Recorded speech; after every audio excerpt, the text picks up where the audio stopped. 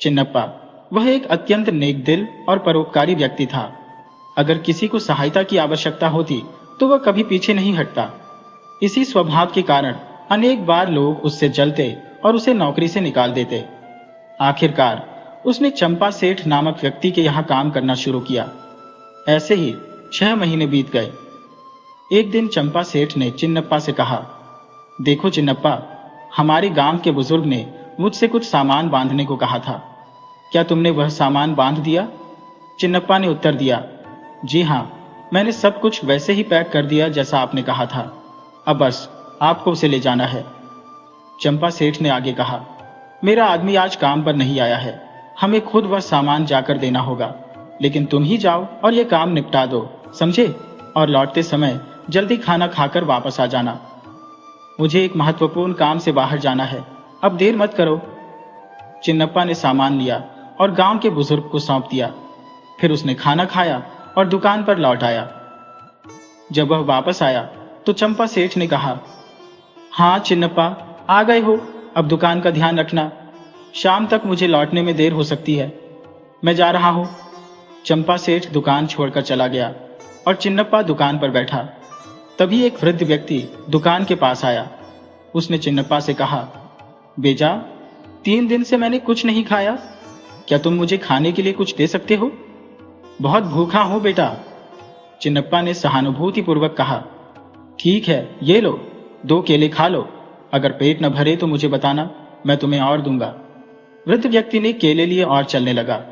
तभी चिन्नप्पा ने पुकारा, अरे बाबा, रुको रुको, इधर आओ। तुमने कहा कि तुम बहुत भूखे हो, लेकिन मैं देख रहा हूं कि तुम 2 केले लेकर खाए बिना जा रहे हो। इसका मतलब है कि तुमने मुझसे झूठ कहा। वृद्ध व्यक्ति ने दुख भरे स्वर में उत्तर दिया, नहीं बेटा, मैं सच कह रहा हूं, लेकिन मेरी पत्नी घर पर भूखी है, 3 दिन से उसने भी कुछ नहीं खाया, इसलिए मैं ये केले उसे देने जा रहा हूं। चिन्नप्पा को अपनी गलती का एहसास हुआ। वह बोला, अरे अरे, मुझसे गलती हो गई, मैंने जल्दबाजी में तुम पर शक कर लिया। अगर ये केले तुम अपनी पत्नी को दे दोगे तो तुम्हारे लिए क्या रहेगा? रुको, मैं तुम्हें कुछ और देता हूं। उसने वृद्ध व्यक्ति को और खाना दिया और उसे शुभकामनाओं के साथ विदा किया। एक दिन जब उसने एक बूढ़े आदमी को 1 महीने का राशन दिया तो वह बोला, ये लो बाबा, ये तुम्हारे लिए और तुम्हारी पत्नी के लिए 1 महीने तक पर्याप्त होगा। इन चीजों का ध्यान रखना और अपनी पत्नी का भी ख्याल रखना, ठीक है? बूढ़े आदमी की आंखों में आंसू आ गए। उसने कहा, बेटा, तुम्हारा दिल बहुत बड़ा है, भगवान तुम्हें आशीर्वाद दे। चिन्नप्पा की मदद से प्रसन्न होकर बूढ़ा व्यक्ति सामान लेकर चला गया। थोड़ी देर बाद चंपा सेठ दुकान पर वापस आए। उन्होंने चिन्नप्पा से पूछा, हाँ चिन्नप्पा, बताओ, कारोबार कैसा रहा? कितने लोग आए और गए? और मैंने जो सामान बेचा उसका पैसा है क्या? गिनकर ठीक से बताओ। चिन्नप्पा ने सिर झुकाकर कहा, साहब, लेकिन। चंपा सेठ ने बीच में ही टोक दिया, लेकिन क्या? चिन्नप्पा, क्या तुमने कुछ पैसे लिए? नहीं साहब, मैंने कोई पैसे नहीं लिए, लेकिन एक बूढ़ा आदमी और उसकी पत्नी बहुत भूखे थे, मैंने उन्हें 1 महीने का राशन दे दिया। अगर आप चाहें तो आप मेरी तनख्वाह से पैसे काट सकते हैं। उन्हें 3 दिन से भूखे देखकर मुझे बहुत दुख हुआ। यह सुनकर चंपा सेठ क्रोधित हो गए। उन्होंने कहा, क्या तुम्हारी तनख्वाह से पैसे काटूं? तुमने तो पहले ही 2 महीने की तनख्वाह ले ली है, अब इस महीने की तनख्वाह कहां से आएगी? अगर तुम इसी तरह दान करते रहोगे तो ये कैसे चलेगा? क्या तुम्हारे बाप दादाओं ने मेरे लिए कुछ कमाया था? चंपा सेठ का क्रोध बढ़ता गया। उन्होंने कहा, अब और बर्दाश्त नहीं, तुम मेरी दुकान पर एक पल भी नहीं रुक सकते। मैं तुम्हें अभी नौकरी से निकाल रहा हूं, जाओ यहां से। और एक बात याद रखना, मुझे अपनी शक्ल कभी मत दिखाना। इस तरह चंपा सेठ ने चिन्नप्पा को नौकरी से निकाल दिया। कुछ ही दिनों में ये खबर पूरे गांव में फैल गई। अब जब भी चिन्नप्पा गांव में दिखाई देता, लोग उससे कतराने लगते। देखो, चिन्नप्पा यहां आ रहा है, अगर उसने हमें देख लिया तो पैसे मांगेगा। हाँ भाई, मैंने सुना है कि उसने अपनी नौकरी छोड़ दी है। अब उससे क्या लेना देना? वह अच्छा आदमी है, लेकिन कौन बेवजह पैसे देगा? रंगा, रंगा, उसने हमें देख लिया है, चलो यहां से चलते हैं। रंगा और उसके दोस्त भागने लगे। चिन्नप्पा ने उन्हें जाते हुए देखा और मन ही मन सोचा, जब रंगा मदद के लिए मेरे पास आता था तो मैं हमेशा उससे अच्छे से बात करता था, और आज जब मेरे पास नौकरी नहीं है तो लोग मुझसे ऐसे भाग रहे हैं जैसे मैं उनसे कुछ मांगने आया हूं। क्या मैं उनसे पैसे मांगने जा रहा था? चिन्नप्पा ने कई लोगों से मदद मांगी, लेकिन किसी ने उसकी बात नहीं सुनी। इसी तरह चलते चलते वह उस बूढ़े व्यक्ति के घर पहुंचा जिसे उसने 1 महीने का राशन दिया था। बूढ़े व्यक्ति ने उसे पहचान लिया। क्या बात है बेटा, आज यहाँ कैसे आना हुआ? क्या तुम्हारा घर पास में है? चिन्नप्पा ने थकी हुई आवाज में कहा। मेरा घर यहाँ से बहुत दूर है, पहले मुझे कुछ खाने को दो। सच कहूं, मैं बहुत भूखा हूं। बूढ़े व्यक्ति ने मुस्कुराते हुए कहा, क्यों नहीं बेटा, अंदर आओ, मैं तुम्हें खाना खिलाता हूं। चिन्नप्पा खाने में मग्न था और इस दौरान उसने अपने साथ घटी हर घटना उस बूढ़े व्यक्ति और उसकी पत्नी को विस्तार से बताई। उसकी बात सुनकर बूढ़े व्यक्ति की आंखें नम हो गईं। उन्होंने कहा, बेटा, हमारी वजह से तुम्हें अपनी नौकरी से हाथ धोना पड़ा, मुझे क्षमा कर दो, लेकिन तुमने हमें जानने के बावजूद हमारी मदद की। अब से हमें कोई परेशानी नहीं होगी। मेरा बेटा आज ही लौट रहा है। जब भी भूख लगे हमारे पास आना और पेट भर खाना खाकर जाना। चिन्नप्पा ने आश्चर्यचकित होकर पूछा, क्या आपका बेटा है? वह क्या करता है और इतने दिनों से आपको अकेला छोड़कर कहां चला गया था? बूढ़े व्यक्ति ने सिर झुकाकर कहा, मेरा बेटा एक चोर है। वह कोई काम नहीं करता, लेकिन उसने कभी हमें तकलीफ नहीं दी, हमेशा हमारा ख्याल रखा। इन दिनों वह राजा की जेल में था। आज उसकी सजा पूरी हो गई है। उसे अब तक आ जाना चाहिए था। मैं उसे देखने के लिए घर से बाहर निकला और तुम्हें यहां देख लिया। चिन्नप्पा ने सहानुभूति से कहा, अच्छा, तो आपने मुझे पहचान कर खाना दिया। वैसे आपके बेटे का नाम क्या है? बूढ़े व्यक्ति ने उत्तर दिया, मेरा बेटे का नाम पैदा बलू बाबू है। चिन्नप्पा अबाक रह गया। क्या वह पैदा बलू बाबू आपका बेटा है? वह तो बचपन में मेरे साथ पढ़ाई करता था। वह मेरा दोस्त भी था, फिर एक दिन अचानक गायब हो गया। कई वर्षों तक मैंने उसे कहीं नहीं देखा। वे बातें कर ही रहे थे कि तभी पैदा बलू बाबू 2 गायों के साथ वहां पहुंचा। उसने अपने पिता को आवाज दी, पिताजी, आप कैसे हैं? माँ कैसी हैं? सब ठीक है ना? पैदा बलू बाबू को देखकर चिन्नप्पा मुस्कुराया। अरे अबलू, क्या तुमने मुझे पहचाना? मैं चिन्नप्पा हूं, हम बचपन में साथ पढ़ते थे, याद है? पैदा बलू बाबू ने कुछ पल सोचकर कहा, हाँ, अब मुझे याद आ गया। भूख के कारण मैं इधर उधर भटक रहा था। देखो, तुम्हारे पिता ने मुझे बुलाकर खाना खिलाया। बताओ, तुम इतने दुबले पतले थे, अब इतने मजबूत कैसे हो गए? पैदा बलू बाबू ने हंसते हुए कहा, कुछ दोस्तों के साथ रहते रहते मैं चोर बन गया।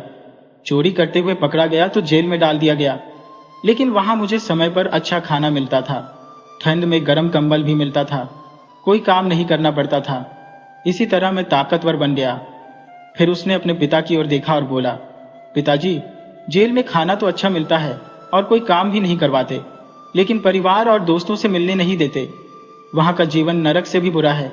मैं अब कभी जेल नहीं जाना चाहता।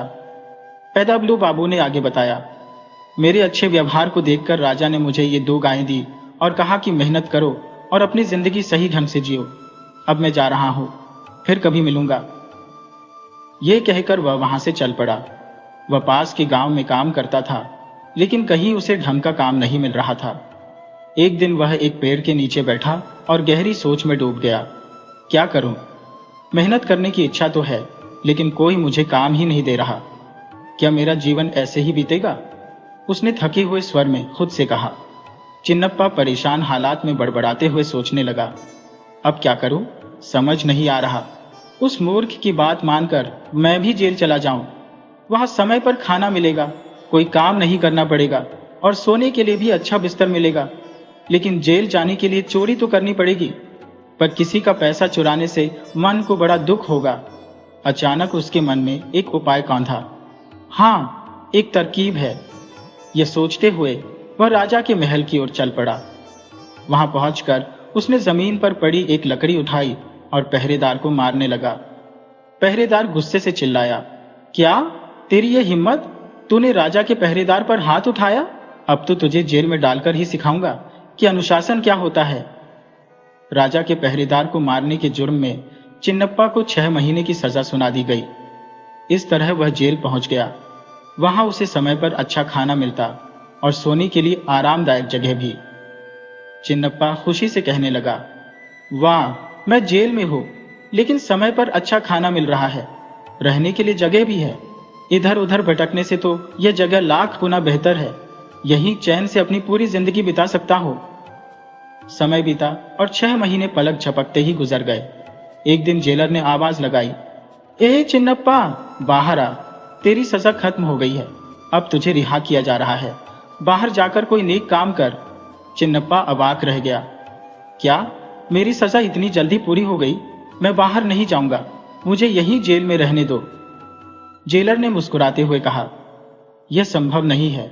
अगर मैं तुझे सजा पूरी होने के बाद भी यहां रखूंगा तो मेरी नौकरी चली जाएगी। चिन्नप्पा को उसकी इच्छा के विरुद्ध जेल से बाहर निकाल दिया गया। वह उदास मन से सोचने लगा, अब फिर से काम के लिए भटकना पड़ेगा। अगर किसी को पता चल गया कि मैं जेल में था तो कोई मुझे काम पर नहीं रखेगा। जो भी हो, मुझे फिर से जेल जाना ही होगा। लेकिन इस बार क्या करूं? कुछ देर सोचने के बाद उसके चेहरे पर एक शरारती मुस्कान आ गई। हाँ, मेरे पास एक योजना है। मुझे राजा के महल जाना होगा और कोई बड़ा अपराध करना होगा। चिन्नप्पा राजा के महल पहुंचा। उसने देखा कि राजा महल के आंगन में टहल रहे थे। चिन्नप्पा ने सोचा, यह सही मौका है। अगर मैं इस पत्थर से राजा पर वार कर दूं तो मुझे गिरफ्तार कर लिया जाएगा, फिर मुझे पीटा जाएगा और लंबी सजा मिलेगी। इस तरह मैं अपनी पूरी जिंदगी आराम से जेल में बिता सकता हूं। यह सोचकर चिन्नप्पा ने पत्थर उठाया और राजा की ओर देखा, जैसे वह अपनी योजना को अंजाम देने के लिए तैयार हो। चिन्नप्पा ने अपनी योजना को अंजाम देने के लिए राजा की ओर पत्थर फेंका, लेकिन वह पत्थर राजा को छू भी नहीं सका। राजा की नजर उस पर पड़ी, लेकिन चिन्नप्पा बिना रुके दूसरा पत्थर उठाकर फिर से राजा की ओर फेंकता है। राजा गुस्से से दहाड़ते हुए बोले, अरे कौन है ये? सिपाहियों, इसे पकड़ो और मेरे सामने लाओ। सिपाही तुरंत चिन्नप्पा को पकड़कर राजा के सामने ले आए। राजा ने क्रोध भरे स्वर में पूछा, तू कौन है और मुझ पर पत्थर क्यों फेंक रहा था? सिपाही ने बीच में हस्तक्षेप करते हुए कहा, महाराज, इसने पहले मुझे लकड़ी से मारा था। यह पहले भी जेल में सजा काट चुका है। राजा ने गहरी आवाज में कहा, पहले सिपाही को मारा, अब मुझ पर पत्थर फेंका। तेरा दिमाग खराब हो गया है क्या? तुझे सजा का मतलब पता है? चिन्नप्पा ने शांत लेकिन दृढ़ स्वर में उत्तर दिया, जी हाँ महाराज, मुझे पता है कि मुझे जेल में डाला जाएगा। इसी वजह से मैंने पत्थर फेंका। कृपया मुझे लंबी से लंबी सजा दें। राजा विस्मित हो गए। उन्होंने पूछा, तू सच में पागल हो गया है क्या? जेल में रहना आसान लगता है तुझे? लोग तो वहां से भागने की तरकीब ढूंढते हैं और तू खुद ही जेल जाने की बात कर रहा है। तेरे साथ ऐसा क्या हुआ है? चिन्नप्पा ने भारी मन से अपनी व्यथा सुनाई। महाराज, मैं बहुत ईमानदारी से काम करता था, लेकिन कुछ लोगों की मदद करने के कारण मुझे नौकरी से निकाल दिया गया। मेरी मेहनत का थोड़ा सा पैसा दिया गया और मुझे हटा दिया गया। उसके बाद मैंने कई जगह काम मांगा, लेकिन किसी ने मुझे काम नहीं दिया। न मेरी भूख को समझने वाला कोई था, न मेरे दर्द को।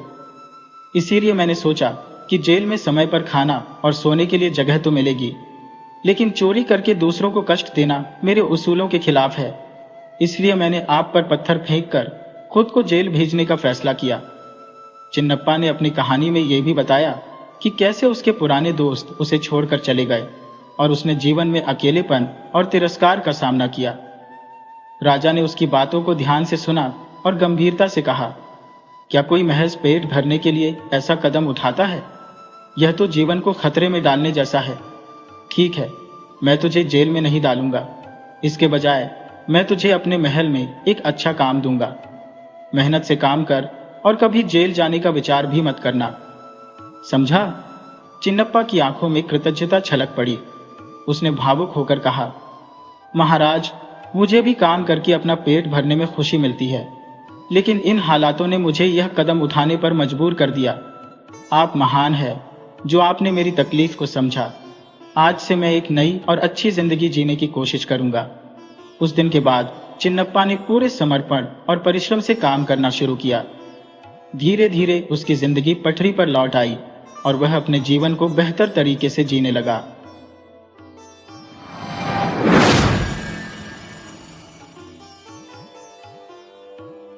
सुबल चंद्र के बेटे का नाम सुशील चंद्र है, लेकिन हमेशा नाम के अनुरूप व्यक्ति भी हो ऐसा कतई जरूरी नहीं। तभी तो सुबल चंद्र दुर्बल थे और उनका बेटा सुशील चंद्र बिल्कुल भी शांत नहीं बल्कि बहुत चंचल था। उनका बेटा सुशील पूरे मोहल्ले को परेशान कर रखता था, इसलिए कभी कभी पिता पुत्र को नियंत्रण में रखने के लिए भाग कर आते, लेकिन पिता के पैर में गठिया का दर्द और बेटा भागता था हिरन जैसा। नतीजा थप्पड़, लात, मार कुटाई कुछ भी सही जगह पर नहीं पड़ता था। लेकिन सुशील चंद्र जिस दिन पकड़ में आता उस दिन उसके पिता के हाथों से बचा पाना किसी के सामर्थ्य में नहीं रहता।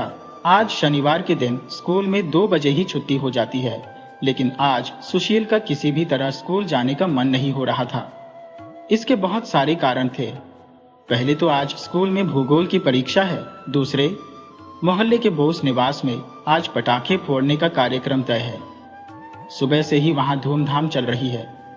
सुशील की इच्छा है आज सारा दिन वहीं बिताए।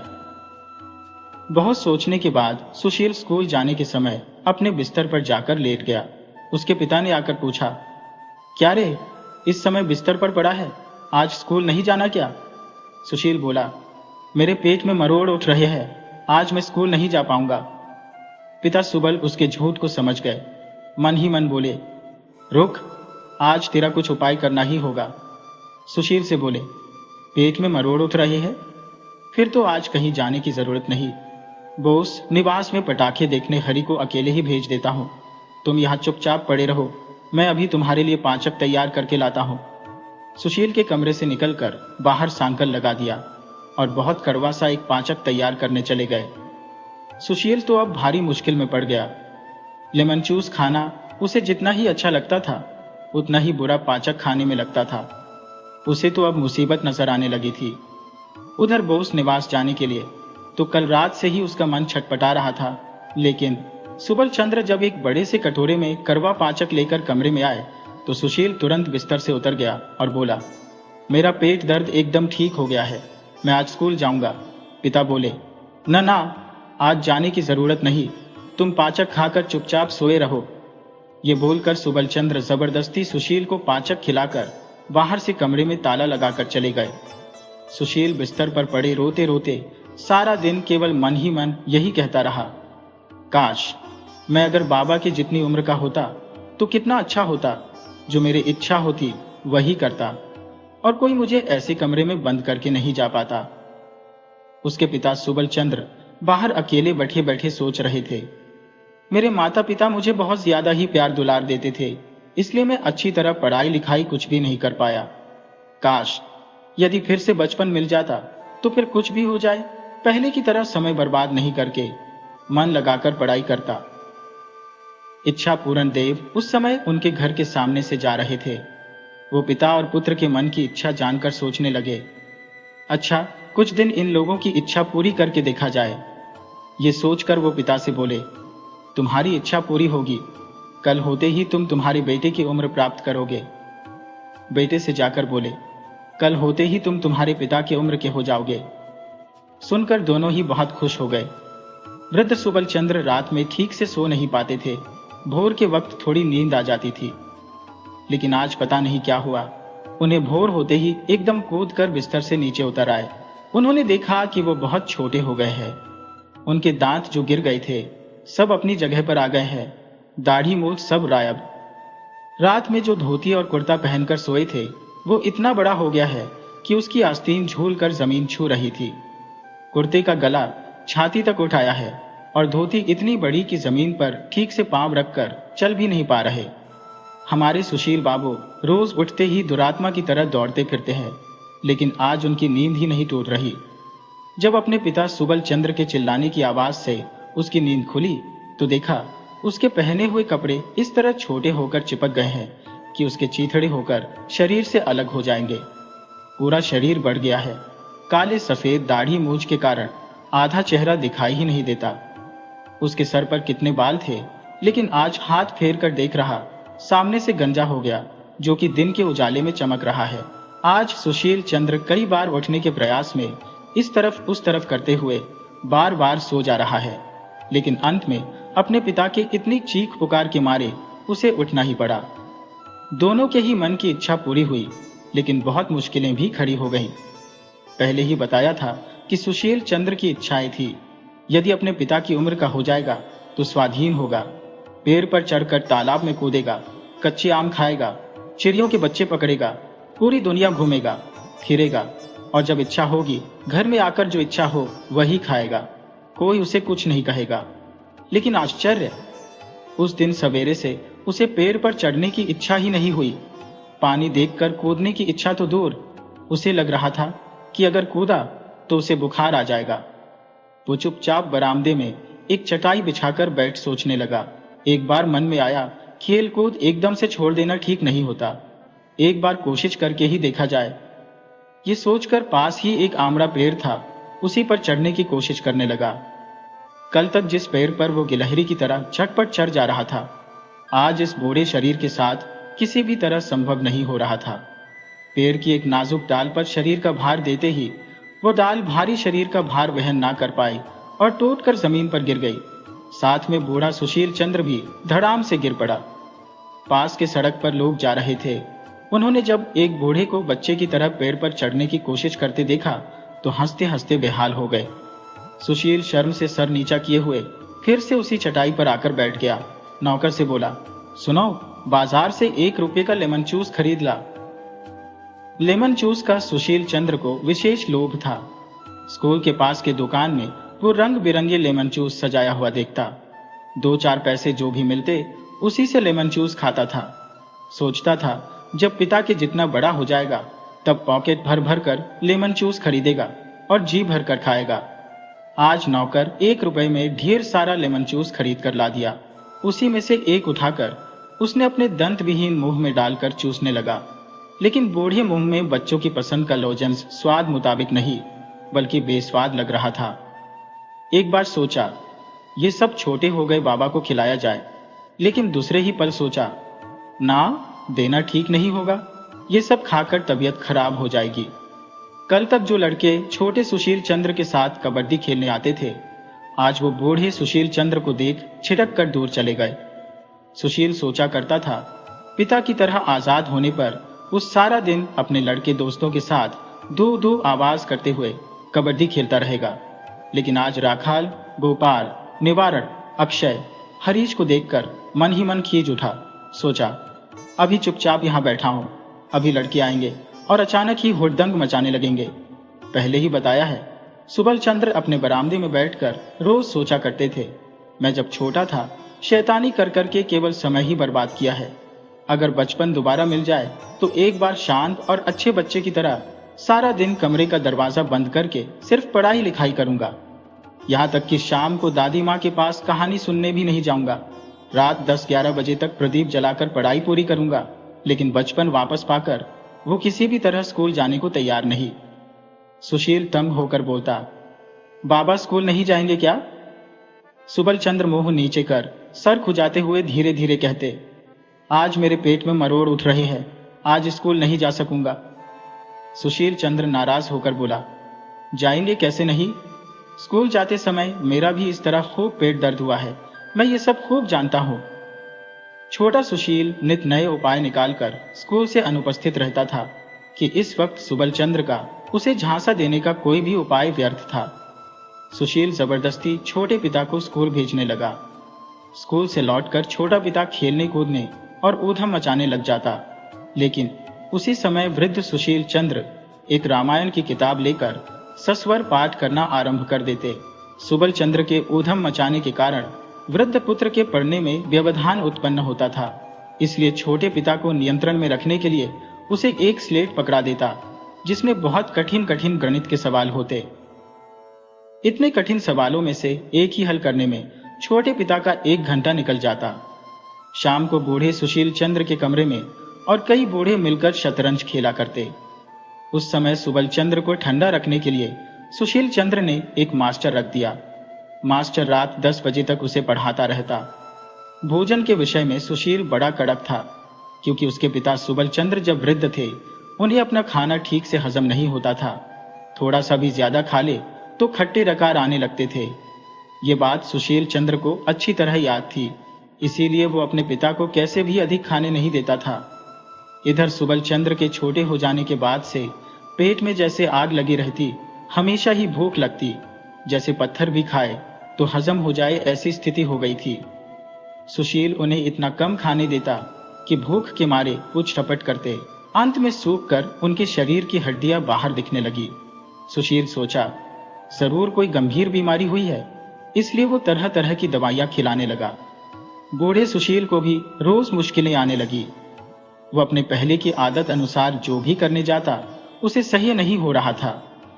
पहले मोहल्ले में कहीं भी नाटक नौटंकी की खबर सुनता तो घर से भागकर ठीक पहुंच जाता था, चाहे जाड़ा बरसात कुछ भी हो। आज का सुशील ऐसा करते हुए सर्दी लगकर खांसी शरीर दर्द के साथ 3 सप्ताह के लिए बिस्तर पकड़ लिया। हमेशा से ही वो तालाब में नहाता है, लेकिन आज भी वही करने से हाथ पांव में गठिया का दर्द और सूजन उभर आया, जिसकी चिकित्सा करने में 6 महीने लग गए। उसके बाद से ही वो गर्म पानी से ही नहाता है और पिता सुबल चंद्र को भी तालाब में नहाने जाने नहीं देता। पुरानी आदत मुताबिक भूलकर जब भी पलंग से कूदकर उतरने जाता तो हाथ पैर की हड्डियां टना जाती है।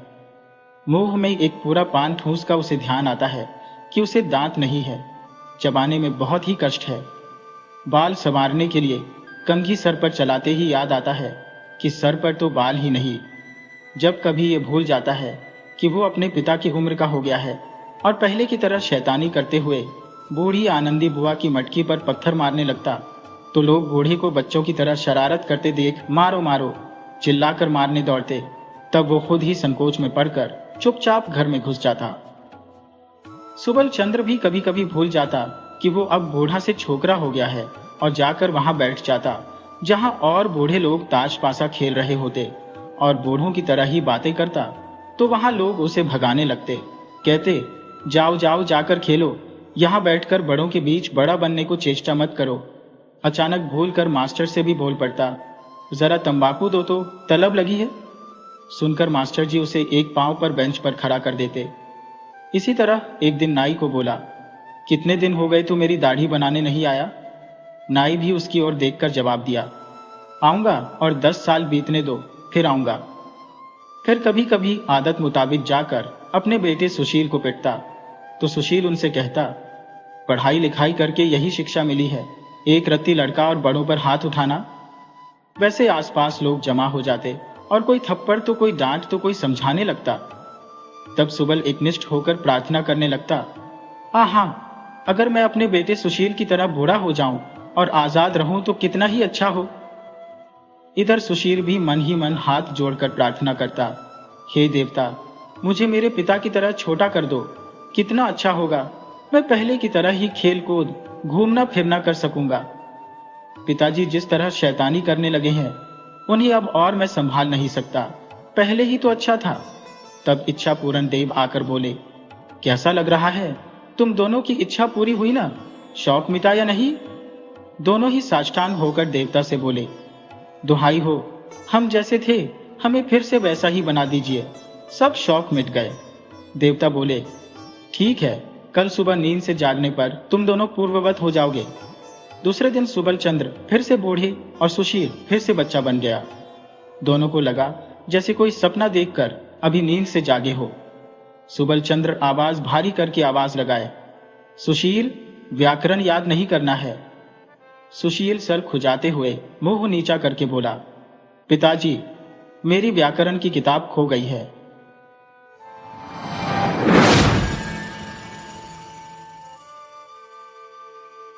एक ही पाठशाला में सुरबाला के साथ पढ़ा हो और बूबू खेला हो। उसके घर जाने पर सुरबाला की माँ मुझे बड़ा प्यार करती और हम दोनों को साथ बिठाकर कहती, वाह, कितनी सुंदर जोड़ी है। छोटा था किंतु बात का अभिप्राय प्रायः समझ लेता था। सुरबाला पर अन्य सर्वसाधारण की अपेक्षा मेरा कुछ विशेष अधिकार था, यह धारणा मेरे मन में बदमूल हो गई थी। इस अधिकार मत से मत होकर उस पर मैं शासन और अत्याचार न करता हूं, ऐसी बात न थी। वह भी सहिष्णु भाव से हर तरह से मेरी फरमाइश पूरी करती और दंड वहन करती। मोहल्ले में उसके रूप की प्रशंसा थी, किंतु बर्बर बालक की दृष्टि में उस सौंदर्य का कोई महत्व नहीं था। मैं तो बस यही जानता था कि सुरबाला ने अपने पिता के घर में मेरा प्रभुत्व स्वीकार करने के लिए ही जन्म लिया है, इसीलिए वह विशेष रूप से मेरी अवहेलना की पात्री है। मेरे पिता चौधरी जमींदार के नायब थे। उनकी इच्छा थी मेरे काम करने योग्य होते ही मुझे जमींदारी सरिश्ते का काम सिखाकर कहीं गुमाश्तागिरी दिला दें, किंतु मैं मन ही मन इसका विरोधी था। हमारे मोहल्ले के नीलरतन जिस तरह भागकर कलकत्ता में पढ़ना लिखना सीखकर कलेक्टर साहब के नाजिर हो गए थे, उसी तरह मेरे जीवन का लक्ष्य भी अत्युच्च था। कलेक्टर का नाजिर न बन सका तो जजी अदालत का हेड क्लर्क हो जाऊंगा। मैंने मन ही मन यह निश्चय कर लिया था। मैं हमेशा देखता कि मेरे पिता इन अदालत जीवियों का बहुत सम्मान करते थे। अनेक अवसरों पर मछली तरकारी रुपये पैसे से उनकी पूजा अर्चना करनी पड़ती। ये बात भी मैं बाल्यावस्था से ही जानता था। इसीलिए मैंने अदालत के छोटे कर्मचारी, यहाँ तक कि हरकारों को भी अपने हृदय में बड़े सम्मान का स्थान दे रखा था। ये हमारे बंगाल के पूज्य देवता थे, 33 कोटि देवताओं के छोटे छोटे नवीन संस्करण। कार्य सिद्धि लाभ के संबंध में स्वयं सिद्धिदाता गणेश की अपेक्षा इनके प्रति लोगों में आंतरिक निर्भरता कहीं अधिक थी। अतएव पहले गणेश को जो कुछ प्राप्त होता था वह आजकल इन्हें मिलता था। नीला रतन के दृष्टांत से उत्साहित होकर मैं एक दिन विशेष सुविधा पाकर कलकत्ता भाग गया। पहले तो गांव के एक परिचित व्यक्ति के घर ठहरा। उसके बाद पढ़ाई के लिए पिता से भी थोड़ी बहुत सहायता मिलने लग गई। पढ़ना लिखना नियम पूर्वक चलने लगा। इसके अतिरिक्त मैं सभा समितियों में भी योग देता। देश के लिए प्राण विसर्जन करने की तत्काल आवश्यकता है, इस विषय में मुझे कोई संदेह न था। किंतु यह दुस्साध्य कार्य किस प्रकार किया जा सकता है यह मैं नहीं जानता था, न इसका कोई दृष्टांत ही दिखाई पड़ता था। पर इससे मेरे उत्साह में कोई कमी नहीं आई। हम देहाती थे, कम उम्र में ही प्रौढ़ बुद्धि रखने वाले कलकत्ता वालों की तरह हर चीज का मजाक उड़ाना हमने नहीं सीखा था। इसीलिए हम लोग चंदे की किताब लेकर भूखे प्यासे दोपहर की धूप से दर दर भीख मांगते फिरते, किनारे खड़े होकर विज्ञापन बांटते, सभा स्थल में जोकर बेंच कुर्सी लगाते, दलपति के बारे में किसी के कुछ कहने पर कमर बांधकर मारपीट करने पर उतारू हो जाते। शहर के लड़के हमारे ये लक्षण देखकर हमें गंवार कहते। आया तो था नाजिर सरिश्तेदार बनने, पर मैजनी गहरी बार्ली बनने की तैयारी करने लग गया। इसी समय मेरे पिता और सुरबाला के पिता ने एकमत होकर सुरबाला के साथ मेरा विवाह कर देने का निश्चय किया। मैं 15 वर्ष की अवस्था में कलकत्ता भाग आया था। उस समय सुरबाला की अवस्था 8 वर्ष थी। अब मैं 18 वर्ष का था। पिता के अनुसार मेरे विवाह की आयु धीरे धीरे निकली जा रही थी, पर मैंने मन ही मन यह प्रतिज्ञा कर ली थी कि आजीवन अविवाहित रहकर स्वदेश के लिए मर मिटूंगा। मैंने पिता से कहा, पढ़ाई पूरी किए बिना मैं विवाह नहीं कर सकता। 2-4 महीने के बाद ही खबर मिली कि वकील रामलोचन बाबू के साथ सुरबाला का विवाह हो गया है। मैं तो पतित भारत की चंदा वसूली के काम में व्यस्त था। मुझे यह समाचार अत्यंत तुच्छ मालूम पड़ा। एंट्रेंस पास कर लिया था, फर्स्ट ईयर आर्ट्स में जाने का विचार था कि तभी पिता की मृत्यु हो गई। परिवार में मैं अकेला नहीं था, माता थी और 2 बहनें। अतएव कॉलेज छोड़कर काम की तलाश में निकलना पड़ा। बहुत कोशिशों के बाद नोआखाली डिवीजन के एक छोटे से शहर के एंट्रेंस स्कूल में असिस्टेंट मास्टर का पद मिला। सोचा मेरे उपयुक्त काम मिल गया। उपदेश तथा उत्साह प्रदान करके प्रत्येक विद्यार्थी को भावी भारत का सेनापति बना दूंगा। काम आरंभ कर दिया। देखा, भारतवर्ष के भविष्य की अपेक्षा आसन्न इम्तिहान की चिंता कहीं ज्यादा की जाती थी। छात्रों को ग्रामर और एल्जेब्रा के बाहर की कोई बात बताते ही हेडमास्टर नाराज हो जाते। 2-1 महीने में मेरा उत्साह ठंडा पड़ गया। हमारे जैसे प्रतिभाहीन लोग घर में बैठकर तो अनेक प्रकार की कल्पनाएं करते रहते हैं, पर अंत में कर्म क्षेत्र में उतरते ही कंधे पर हल्का बोझ ढोते हुए पीछे से पूंछ मरोड़ी जाने पर भी सिर झुकाए सहिष्णु भाव से प्रतिदिन खेत घोड़ने का काम कर संध्या को भरपेट चारा पाकर ही संतुष्ट रहते हैं। फिर कूद फान करने का उत्साह नहीं बचता। आग लगने के डर से एक न एक मास्टर को स्कूल में ही रहना पड़ता। मैं अकेला था, इसलिए यह भार मेरे ही ऊपर आ पड़ा। स्कूल के बड़े आठचाला से सटी हुई एक झोपड़ी में मैं रहता। स्कूल बस्ती से कुछ दूर एक बड़ी पुष्करणी के किनारे था। चारों ओर सुपारी, नारियल और मदार के पेड़ तथा स्कूल से लगे आपस में सटे हुए नीम के दो पुराने विशाल पेड़ छाया देते रहते। अभी तक मैंने एक बात का उल्लेख नहीं किया, न मैंने उसे उस योग्य ही समझा। यहाँ के सरकारी वकील रामलोचन राय का घर हमारे स्कूल के पास ही था और उनके साथ उनकी स्त्री मेरी बाल्य सखी सुरबाला थी, ये मैं जानता था। रामलोचन बाबू के साथ मेरा परिचय हुआ। सुरबाला के साथ मेरा बचपन में परिचय था। ये रामलोचन बाबू जानते थे या नहीं, मैं नहीं जानता। मैंने भी नया परिचय होने के कारण उस विषय में कुछ कहना उचित न समझा। यही नहीं, सुरबाला किसी समय मेरे जीवन के साथ किसी रूप में जुड़ी हुई थी।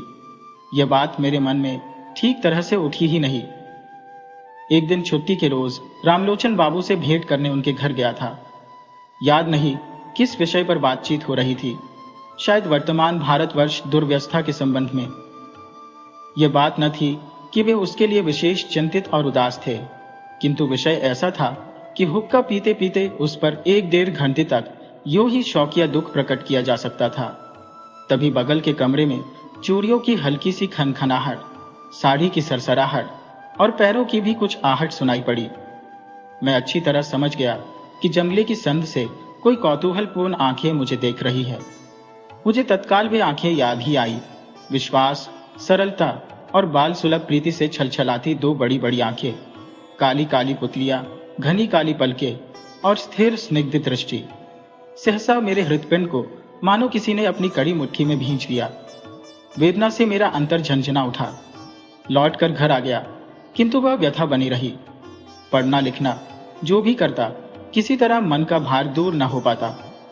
शाम के समय मैं कुछ शांत चित्त होकर सोचने लगा कि आखिर ऐसा हुआ क्यों। उत्तर में मन बोल उठा, तुम्हारी वह सुरबाला कहाँ गई? मैंने कहा, मैंने तो उसे स्वेच्छा से ही छोड़ दिया था, वह क्या मेरे लिए ही बैठी रहती? मन के भीतर से कोई बोला, उस समय जिसे चाहते ही पा सकते थे, अब उसे सिर पटक कर मर जाने पर भी एक बार देखने तक का अधिकार तुम्हें नहीं मिल सकता। बाल्यावस्था की वह सुरबाला तुम्हारे कितने ही निकट क्यों न रहे, चाहे तुम उसकी चूड़ियों की खनक सुनते रहो, उसके बालों की सुगंध की महक पाते रहो, किंतु तुम्हारे बीच में एक दीवार बराबर बनी रहेगी। मैंने कहा, जाने भी दो, सुरबाला मेरी कौन है? उत्तर मिला, आज सुरबाला तुम्हारी कोई नहीं है, लेकिन सुरबाला तुम्हारी क्या नहीं हो सकती थी? सच बात है, सुरबाला मेरी क्या नहीं हो सकती थी, जो मेरी सबसे अधिक अंतरंग, सबसे निकटवर्तिनी, मेरे जीवन के समस्त सुख दुख की सहभागिनी हो सकती थी। वह अब इतनी दूर, इतनी पराई हो गई है कि आज उसको देखना और बात करना भी अपराध है। उसके विषय में सोचना पाप है। और ये रामलोचन न जाने कहां से आ गया। बस 2-1 रटे रटाए मंत्र पढ़कर सुरबाला को पलक मारते ही एक झपटरे में धरती के और सब लोगों से छीन ले गया। रामलोचन के घर की दीवारों में जो सुरबाला थी, वह रामलोचन की भी अपेक्षा मेरी अधिक थी। ये बात मैं किसी भी प्रकार मन से नहीं निकाल पाता था। शायद यह बात असंगत थी, फिर भी अस्वाभाविक नहीं थी। तब से और किसी भी काम में मन नहीं लग सका। दोपहर के समय क्लास में जब छात्र गुनगुनाते रहते, बाहर सन्नाटा छाया रहता, नियम की निम्बोलियों की महक होती, तब भीतर कुछ होता। मन कुछ चाहता, मगर उसका रूप साफ न होता। स्कूल की छुट्टी होने पर अपने बड़े कमरे में अकेले मन न लगता, लेकिन यदि कोई मिलने चला आए तो भी मन बड़ा अंजेल हो जाता। संध्या समय पुष्करिणी के किनारे सुपारी नारियल के वृक्षों की अर्थहीन मरमर ध्वनि सुनते सुनते सोचता, मनुष्य समाज एक जटिल भ्रमजाल है। ठीक समय पर ठीक काम करना किसी को नहीं सोचता, बाद में अनुपयुक्त समय पर अनुचित वासना लेकर अस्थिर होकर मर जाता है। तुम्हारे जैसा आदमी सुरबाला का पति होकर आजीवन बड़े सुख से रह सकता था। तुम तो होने चले थे गैरीबाल्दी, और अंत में हुए एक देहाती स्कूल के असिस्टेंट मास्टर, और रामलोचन राय वकील विवाह करके सरकारी वकील बनकर अच्छा खासा रोजगार करने लगा। जिस दिन दूध में धुएं की बू आती, वह सुरबाला को डांट देता, और जिस दिन उसका मन प्रसन्न रहता, उस दिन सुरबाला के लिए गहने बनवा देता। अपने मोटी थुलथुली देह पर अचकन डाले वह परम संतुष्ट रहता। वह कभी भी तालाब के किनारे बैठकर आकाश के तारों की ओर देखता हुआ आही भरते हुए शाम नहीं गुजारता। एक बड़े मुकदमे में रामलोचन कुछ दिन के लिए बाहर गया था। अपने स्कूल भवन में मैं जिस तरह अकेला था, शायद उस दिन सुरबाला भी अपने घर में उसी तरह अकेली थी। मुझे याद है, उस दिन सोमवार था। सवेरे से ही आकाश में बादल थे। 10 बजे से टप टप बारिश शुरू हो गई थी। आकाश की दशा देखकर हेडमास्टर ने जल्दी छुट्टी कर दी। काले काले मेघ सारे दिन आकाश में घूमते रहे। दूसरे दिन तीसरे पहर से मूसलाधार बारिश शुरू हुई और आंधी चलने लगी। ज्यों-ज्यों रात होने लगी, बारिश और आंधी का वेग भी बढ़ने लगा। पहले पुरवैया चल रही थी, फिर उत्तर तथा उत्तर पूर्व की ओर से हवा बहने लगी। उस रात सोने का प्रयल करना व्यर्थ था। ख्याल आया, इस दुर्योग के समय सुरबाला घर में अकेली है। हमारा स्कूल भवन उनके घर की अपेक्षा कहीं अधिक मजबूत था। कई बार मन में आया, उसे स्कूल भवन में बुला लाऊं और मैं पुष्करिणी के किनारे रात बिता लूं, किंतु किसी भी तरह तय नहीं कर पाया। रात 1-1:30 पहर गई होगी कि सहसा बाढ़ आने की आवाज सुनाई पड़ी। समुद्र बढ़ा आ रहा था। घर से बाहर निकला, सुरबाला के घर की ओर चला। रास्ते में अपनी पुष्करिणी का किनारा पड़ा। वहां तक आते आते पानी मेरे घुटनों तक पहुंच गया था। मैं ज्यों ही किनारे पर जाकर खड़ा हुआ, क्यों ही एक और तरंग आ पहुंची। हमारे तालाब के किनारे का एक हिस्सा लगभग 10-11 हाथ ऊंचा था। जिस समय मैं किनारे पर चढ़ा, उसी समय विपरीत दिशा से एक और व्यक्ति भी चढ़ा। व्यक्ति कौन था, ये सिर से लेकर पैर तक मेरी संपूर्ण अंतरात्मा समझ गई थी, और उसने भी मुझे पहचान लिया था, इसमें मुझे संदेह नहीं। और तो सब कुछ डूबा हुआ था। केवल 5-6 हाथ के उस द्वीप पर हम दोनों प्राणी आकर खड़े हुए थे। प्रलय काल था। आकाश से तारे गायब, धरती के सब प्रदीप बुझे हुए थे। उस समय कोई बात करने में भी हानि नहीं थी, किंतु एक भी शब्द न निकला। दोनों केवल अंधकार की ओर ताकते रहे। आज संसार छोड़कर सुरबाला मेरे पास आकर खड़ी थी। मुझे छोड़कर आज सुरबाला का कोई नहीं था। कब से बीते हुए उस शैशव काल में सुरबाला किसी जन्मांतर के बाद किसी प्राचीन रहस्यांधकार पर उतर आती हुई इस सूर्य चंद्रालोकित जनाकीर्ण पृथ्वी के ऊपर मेरी ही बगल में आकर खड़ी हुई थी। जन्म स्रोत ने उस नव कलिका को मेरे पास लाकर फेंक दिया था। मृत्यु स्रोत ने उस विकसित पुष्प को भी मेरे ही पास ला फेंका। इस समय केवल एक और लहर की जरूरत थी, जो सदैव के लिए हमें एक कर देती। वह लहर ना आए। पतिपुत्र, घर धन जन को लेकर सुरबाला चिरकाल तक सुख से रहे। मैंने इसी रात में महाप्रलय के किनारे अनंत आनंद का स्वाद पा लिया। रात समाप्त होने को आई। आंधी थम गई, पानी उतर गया। सुरबाला बिना कुछ कहे घर चली गई। मैं भी बिना कुछ कहे अपने घर चला आया। मैंने सोचा, मैं नाजिर भी नहीं हुआ, सरिश्तेदार भी नहीं हुआ, गैरी बाल्डी भी नहीं हुआ। मैं एक टूटे फूटे स्कूल का असिस्टेंट मास्टर रह गया। मेरे इस संपूर्ण जीवन में केवल क्षण भर के लिए एक अनंत रात्रि का उदय हुआ था। शायद वही जीवन की एकमात्र चरम सार्थकता थी।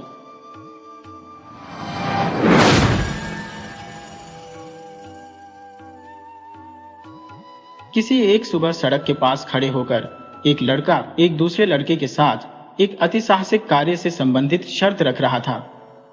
ठाकुर बाड़ी के पुष्प वाटिका से फूल तोड़ सकेगा या नहीं, यही उनके तर्क का विषय था। एक लड़का बोला, सकेगा, और दूसरा लड़का बोला, कभी नहीं सकेगा। ये काम सुनने में तो बहुत आसान है, लेकिन करना उतना सहज नहीं। ऐसा क्यों है, ये समझाने के लिए थोड़ा और विस्तार से बताना आवश्यक है। स्वर्गवासी माधवचंद्र तर्कवाचस्पति की विधवा पत्नी जयकाली देवी राधानाथ जी के मंदिर की उत्तराधिकारिणी है। अध्यापक महाशय को तर्कवाचस्पति उपाधि मिली जरूर थी, लेकिन वो कभी अपनी पत्नी के सामने ये सिद्ध नहीं कर पाए थे। कुछ पंडितों का कहना था कि उनकी उपाधि सार्थक हुई थी, क्योंकि सारे तर्क और वाक्य सब कुछ उनकी पत्नी के हिस्से ही आए थे, और वो पति रूप में इसका फल भोग कर रहे थे। सत्य तो यह था कि जयकाली ज्यादा बात नहीं करती थी, लेकिन बहुधा सिर्फ 2 बातों में, कभी कभी तो नीरव रहकर भी बड़ी बड़ी बात करने वालों की बोलती बंद कर देती थी। जयकाली दीर्घाकार, बलिष्ठ देहयष्टि, तीक्ष्ण नासिका युक्त प्रखर बुद्धि महिला थी। उनके पति के जीवित रहते ही उन्हें प्राप्त देवोत्तर संपत्ति उनके हाथ से निकली जा रही थी। किंतु विधवा जयकाली ने अपनी समस्त बकाया संपत्ति वसूल कर उसकी सीमा सरहद भी तय कर दी। जो उसका प्राप्य है, कोई भी उसमें से एक रत्ती भी उसे वंचित नहीं कर सकता था। इस महिला में बहुमात्रा में पौरुष होने के कारण उसका कोई संगी साथी नहीं था। दूसरी स्त्रियां उससे भय खाती थी। परनिंदा, छोटी बात या फिर बात बात पर रोना धोना उसके लिए असहनीय था। इतना ही नहीं, पुरुष भी उससे भय ही खाते थे, क्योंकि ग्रामवासी चंडी मंडप में बैठकर आलस्य से भरे गप्पबाजी में जो दिन बिताते थे, उसे वो नीरव घृणापूर्ण कटाक्ष द्वारा धिक्कारती थी, जो उनके स्थूल जड़त्व को भी भेद कर उनके हृदय में छेद कर देती थी। प्रबल रूप में घृणा करना और उसी रूप में उसे प्रकट करने की असाधारण क्षमता थी उस प्रौढ़ा विधवा में। उनके विचार दृष्टि में यदि कोई अपराधी ठहरता तो उसे बातों से बिना बातों के भी भाव भंगिमा से ही दग्ध कर देती थी। गांव के सारे कार्यक्रमों, आपदा विपदा में उपस्थिति रहती। हर जगह वो अपने लिए एक गौरवपूर्ण सर्वोच्च स्थान बिना चेष्टा के ही प्राप्त कर लेती थी। जहां भी उनकी उपस्थिति रहेगी, सबके बीच उन्हें ही प्रधान पद मिलेगा, इस विषय में न उनको और न ही दूसरों को कोई संदेह रहता। रोगी सेवा में सिद्धहस्त थी, लेकिन रोगी उनसे यमराज की भांति डरता। रोग मुक्त होने के लिए नियम पालन में लेशमात्र भी उल्लंघन जयकाली देवी की क्रोधाग्नि रोगी के बुखार से भी अधिक तप्त कर देती थी। दीर्घाकार ये महिला गांव के मस्तक पर विधाता के कठोर नियम दंड की तरह सदैव उपस्थित रहती। कोई उनकी अवहेलना नहीं कर सकता था और न ही उनसे प्रेम करता था। गांव के प्रत्येक व्यक्ति से उनका योग सूत्र था, लेकिन फिर भी उनके जैसी एकाकी महिला और कोई नहीं थी। जयकाली देवी निसंतान थी। मात्र पितृहीन अपने भाई की 2 संतानों को लालन पालन के लिए अपने घर ले आई। घर में कोई पुरुष अभिभावक न होने के कारण उन दोनों पर कड़ा अनुशासन नहीं था और स्नेहांत बुआ के प्रेम से दोनों बिगड़ते जा रहे हैं, ऐसी बात कोई नहीं कह सकता था। उन दोनों में से बड़े की उम्र 18 वर्ष थी। कभी कभी उसके विवाह के प्रस्ताव भी आने लगे थे और परिणय सूत्र में बंधने के प्रति उस किशोर का मन भी कदाचित उदासीन नहीं था, लेकिन उसकी बुआ ने इस सुख वासना को एक दिन के लिए भी प्रश्रय नहीं दिया। अन्य महिलाओं की भांति किशोर नव दंपत्ति के नव प्रेमोद्गम दृश्य उनकी कल्पना में बहुत उपभोग्य मनोरम जैसा कुछ नहीं था, और उनका भतीजा विवाह कर दूसरे पुरुषों की तरह दिन भर घर में पड़े रहकर पत्नी के प्रेम आह्लाद में खा पी कर मोटा होता रहे, ये संभावना उनके सम्मुख असंभव प्रतीत होती थी। वो बहुत कड़े शब्दों में कहती, कुलीन पहले उपार्जन करना शुरू करे, उसके बाद ही बहू घर आएगी। बुआ के इतने कठोर वाक्य सुन आगंतुकों का हृदय फट जाता। ठाकुरबाड़ी मंदिर जयकाली देवी के लिए सर्व प्रमुख और यत्नशील धन था। भगवान के शयन स्नान आहार में तिलमात्र की त्रुटि भी असहनीय थी। पुजारी ब्राह्मण भी अपने 2 देवताओं की अपेक्षा इस मानवी से सबसे ज्यादा भय खाते थे। पहले एक समय था जब स्वयं देवता के नाम से निकला हिस्सा भी उन्हें पूरा नहीं मिलता था। कारण पुजारी ब्राह्मण की एक और पूजक मूर्ति गोपनीय मंदिर में थी। उसका नाम निस्तारिणी था। छुपाकर घी, दूध, छेना, मैदा, नैवेद्य स्वर्ग और नर्क में बराबर बांट दिया करता था। लेकिन आजकल जयकाली के सामने देवता को उनके हिस्से का 16 आना पूरा ही भोग चढ़ा दिया जाता है। उपदेवता को जीविका के लिए अब अन्यत्र उपाय देखना पड़ रहा है। जयकाली की सेवा और यत्न से मंदिर प्रांगण साफ सुथरा झकझक करता है, कहीं एक तिनका भी पड़ा नहीं रहता। प्रांगण के पार्श्व में माधवी लता उग आई है। उसके यदि एक भी सूखा पत्ता गिरे तो जयकाली तुरंत उसे उठाकर बाहर फेंक देती है। मंदिर की परिपाटी, शुद्धता और पवित्रता में लेश मात्र भी व्यवधान होने पर जयकाली देवी उसे सहन नहीं कर पाती थी। पहले गांव के लड़के छुपा छुपी खेलते हुए इसी प्रांगण में आश्रय लेते थे, लेकिन अब यह सुयोग संभव नहीं। पर्व उत्सव के अतिरिक्त मंदिर प्रांगण में ऊधम मचाने की अनुमति किसी को नहीं। कभी कभी बकरी शावक भी घुस आते थे, पौधे लता पत्ता खाकर अपनी भूख मिटाने के लिए, लेकिन अब यहाँ पांव धरने पर दंड प्रहार खाकर मिमियाते हुए भागना पड़ता है। अनाचारी व्यक्ति, चाहे वो परम आत्मीय संबंधी ही क्यों न हो, उसका मंदिर प्रांगण में प्रवेश नहीं हो सकता था। जयकाली की एक भगिनी का पति, जो खान पान में धर्मच्युत मांस लोलुप था, आत्मीयता पूर्वक भेंट करने आया, किंतु जयकाली के त्वरित प्रवेश विरोध प्रदर्शन पर सगी बहन से संबंध विच्छेद हो गया। इस मंदिर से संबंधित अनावश्यक अतिरिक्त सतर्कता सामान्य व्यक्तियों के बीच पागलपन ही माना जाता था। जयकाली बाकी हर जगह कठोर, दृढ़ और स्वतंत्र थी, मात्र इस मंदिर में वो संपूर्ण आत्मसमर्पित थी। इस मूर्ति के सामने जयकाली जननी, पत्नी, दासी, इनके सामने वो सतर्क, सुकोमल, सुंदर और नम्र थी। एकमात्र इस मंदिर प्रस्तर और अंदर विराजे देवता के सामने ही जयकाली का निगूढ़ नारी स्वभाव चरितार्थ होता था। यही उसका स्वामी, पुत्र और समस्त संसार बन गया था। इतना जानने के बाद पाठक अब समझ सकते हैं कि मंदिर प्रांगण से फूल तोड़कर दिखाने की प्रतिज्ञा करने वाले लड़के के साहस की सचमुच कोई सीमा नहीं थी। वो जयकाली का छोटा भतीजा नलिन था। वो अपनी बुआ को बहुत अच्छी तरह जानता है, फिर भी उसकी दुर्दांत प्रकृति बुआ के अनुशासन के वश में नहीं आई।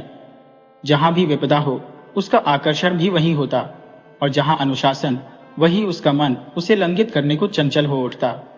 जनश्रुति है, नलिन की बुआ भी अपने बाल्यकाल में उसी के स्वभाव की अभिरूप थी। जयकाली उस समय मात्र स्नेह मिश्रित भक्तिभाव सहित देवता की ओर दृष्टि टिकाए दालान में बैठकर माला जाप कर रही थी। लड़का दबे पांव चुपचाप पीछे से आकर माधवी लता के नीचे खड़ा हो गया। देखा, निचली शाखाओं के फूल देवता को चढ़ाने के लिए तोड़ लिए गए हैं। तब बहुत ही धीरे धीरे सावधानी से मंच पर चढ़ गया। ऊंची डाल पर छोटी छोटी कलियां लगी हुई थी। उन्हें ही तोड़ने के लिए उसने अपने शरीर और बाहों को ऊपर उठाना शुरू ही किया था कि जीर्ण मंच मचमच की आवाज के साथ टूटकर टुकड़े हो गया। मंच से झूलती लताएं और नलिन दोनों ही एक साथ भूमिसात हो गए। जयकाली दौड़कर आई और अपने भतीजे के कांड की दर्शक बनी। जोर से उसकी बाह पकड़ उसे जमीन से उठाया। नलिन को काफी चोट आई थी, लेकिन उन चोटों को पर्याप्त सजा नहीं कहा जा सकता, क्योंकि वो अज्ञात ही मिल जाता है, ऐसा जयकाली देवी का विचार था। इसीलिए उस चोटिल लड़के पर बुआ की कठोर मुष्टि का प्रहार भी पड़ने लगा। लड़के की आंख से एक बूंद आंसू नहीं टपका। तब उसे खींचते हुए एक कमरे में लाकर बंद कर दिया गया। इतना ही नहीं, आज शाम का नाश्ता भी न देने का आदेश हो गया। खाना बंद होने का आदेश सुन दासी लीलामती छलछलाती आंखों के साथ बच्चे को क्षमा कर देने का अनुरोध करने लगी, किंतु जयकाली का मन नहीं पसीजा। उस घर में ऐसा कोई दुस्साहसी नहीं था जो ब्राह्मणी के आदेश की अवमानना कर उस भूखे बच्चे को कुछ भी छुपाकर खिला सके। जयकाली नया मंच बनाने का आदेश दे पुनः माला जाप करने दालान में आकर बैठ गई। कुछ देर बाद लीलामती पुनः उपस्थित हुई। बोली, लड़का भूख से रो रहा है, उसे कुछ खाने के लिए दे दूं? अविचलित एक शब्द में उत्तर मिला, नहीं। लीलामती चुपचाप लौट गई। पास ही एक कमरे में बंद नलिन के रोने का करुण स्वर धीरे धीरे क्रोध गर्जना में परिवर्तित होने लगा। अंत में बहुत देर बाद उसका कातर रुद्ध कंठ स्वर माला जपती हुई बुआ के कान तक पहुंचा। नलिन का रुदन जब परिश्रांत और मौन प्राय हो आया, ठीक तभी एक दूसरे प्राणी की जरी हुई कातर ध्वनि सुनाई पड़ने लगी, और उसके साथ ही एक साथ दौड़ते हुए चीत्कार करते कुछ लोगों की कलरव ध्वनि मंदिर के सम्मुख उपस्थित हुई। सहसा मंदिर प्रांगण में पदध्वनि हुई। जयकाली पीछे मुड़कर देखी, भूमि तक माधवी लता हिल रही है। मृदु स्वर में जयकाली आवाज दी, नलिन। कोई उत्तर नहीं मिला। समझी किसी प्रकार बंदी गृह से पलायन कर फिर से उन्हें तंग करने यहां पहुंच गया है। अपनी मुस्कान होंठों को दबाकर छुपाते हुए प्रांगण में उत्तर आई। लता कुंज के पास जाकर पुनः आवाज लगाई, नलिन। कोई उत्तर नहीं मिला। एक शाखा हटाकर जयकाली ने देखा, एक शूकर प्राण भय से आक्रांत हो घने लता कुंज में आश्रय लेकर छुपा है। जो लता कुंज इष्ट देवता के वृंदावन का प्रतिरूप, जिसकी खिली हुई कलियों की सुगंध गोपियों के श्वास सुरभि की याद दिलाती है, और कालिंदी तट के सुख विहार सौंदर्य स्वप्न को जागृत करती है। जयकाली के प्राणों से भी अधिक यत्न से पवित्र बनाए रखे इस नंदन भूमि पर अकस्मात ऐसी विभत्स घटना घट गई। पुजारी लाठी हाथ में ले दौड़ा आया। जयकाली तुरंत ही अग्रसर हो उसे रोक दी और द्रुत गति से मंदिर का मुख्य द्वार अंदर से बंद कर दी। सुरापान से उन्मत्त डोम दल मंदिर द्वार पर आकर चिल्लाने लगे, उन्हें उनका बलि पशु वापस चाहिए। जय काली बंद द्वार के पीछे से ही चिल्लाकर बोली, जाओ, यहां से भाग जाओ, मेरा मंदिर अपवित्र मत करो। डोमदल वापस लौट गया। जयकाली ब्राह्मणी अपने राधानाथ जी के मंदिर में एक अशुचि प्राणी को आश्रय देगी, ये प्रत्यक्ष देखकर भी किसी को अपनी आंखों पर विश्वास नहीं हो रहा था। इस सामान्य सी एक घटना ने अखिल जगत के महादेवता को भले ही परम प्रसन्न किया होगा, किंतु समाज नामधारी अति क्षुद्र देवता बहुत क्षुब्ध हो गए।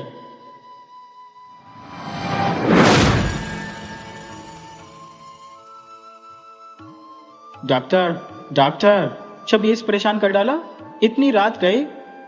आंखें खोलकर देखा, अपने दक्षिणाचरण बाबू थे। हड़बड़ाकर उठकर तूती पीठ की चौकी घसीटकर उन्हें बैठने को दी और उद्विग्न भाव से मुंह की ओर देखा। घड़ी देखी, रात के 2:30 बजे थे। दक्षिणाचरण बाबू ने विवर्ण मुख विस्फारित नेत्रों से कहा, आज रात को फिर वही उपद्रव मच गया है, तुम्हारी औषधि कुछ काम नहीं आई। मैंने कुछ संकोच के साथ कहा, मालूम होता है आपने शराब की मात्रा फिर बढ़ा दी है। दक्षिणाचरण बाबू ने अत्यंत खींच कर कहा, यह तुम्हारा भारी भ्रम है, शराब की बात नहीं। आद्योपांत विवरण सुने बिना तुम असली कारण का अनुमान नहीं कर पाओगे। आले में मिट्टी के तेल की छोटी सी ढिबरी मंद मंद जल रही थी। मैंने उसे उकसा दिया। प्रकाश थोड़ा जगमगा उठा और बहुत सा धुआं निकलने लगा। धोती का छोर देह के ऊपर खींचकर अखबार बिछे चीर के खोखे पर बैठ गया। दक्षिणाचरण बाबू कहने लगे, मेरी पत्नी जैसी गृहिणी मिलना बड़ा कठिन है, किंतु तब मेरी अवस्था ज्यादा नहीं थी, सहज ही रसाधिक्य हो गया था। इस पर काव्य शास्त्र का अच्छी तरह अध्ययन किया था, इससे निरे गृहिणीपन से मन नहीं भर पाता था। कालिदास का यह श्लोक प्रायः मन में उभर आता, गृहिणी सचिवा सखी मिथा प्रिय शिष्या ललिते कलाविधो। किंतु मेरी पत्नी पर ललित कलाविधि का कोई उपदेश नहीं चल पाता था, और यदि सखी भाव से प्रथम संभाषण करता तो वे हंसकर उड़ा देती। गंगा के प्रवाह से जिस प्रकार इंद्र का ऐरावत परास्त हो गया था, वैसे ही उनकी हंसी के सामने बड़े बड़े काव्यों के टुकड़े और प्यार के अच्छे अच्छे संभाषण क्षण भर में ही खिसक कर बह जाते। हंसने की उनमें अपूर्व क्षमता थी। उसके बाद आज लगभग 4 बरस हुए मुझे भयंकर रोग ने धर दबाया। होंठों पर दाने निकल आए, ज्वर विकार हुआ, मरने की सी हालत हो गई। बचने की कोई आशा नहीं थी। एक दिन ऐसा हुआ कि डॉक्टर भी जवाब दे गया।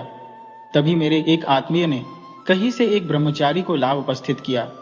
उसने गाय के घी के साथ एक जड़ी पीसकर मुझे खिला दी। चाहे औषधि के गुण से हो या भाग्य के फेर से, उस बार मैं बच गया। बीमारी के समय मेरी स्त्री ने दिन रात एक क्षण भी विश्राम नहीं किया। उन कई एक दिनों में एक अबला स्त्री ने मनुष्य की सामान्य शक्ति के सहारे प्राणपण से व्याकुलता के साथ द्वार पर आए हुए यमदूतों से अनवरत युद्ध किया।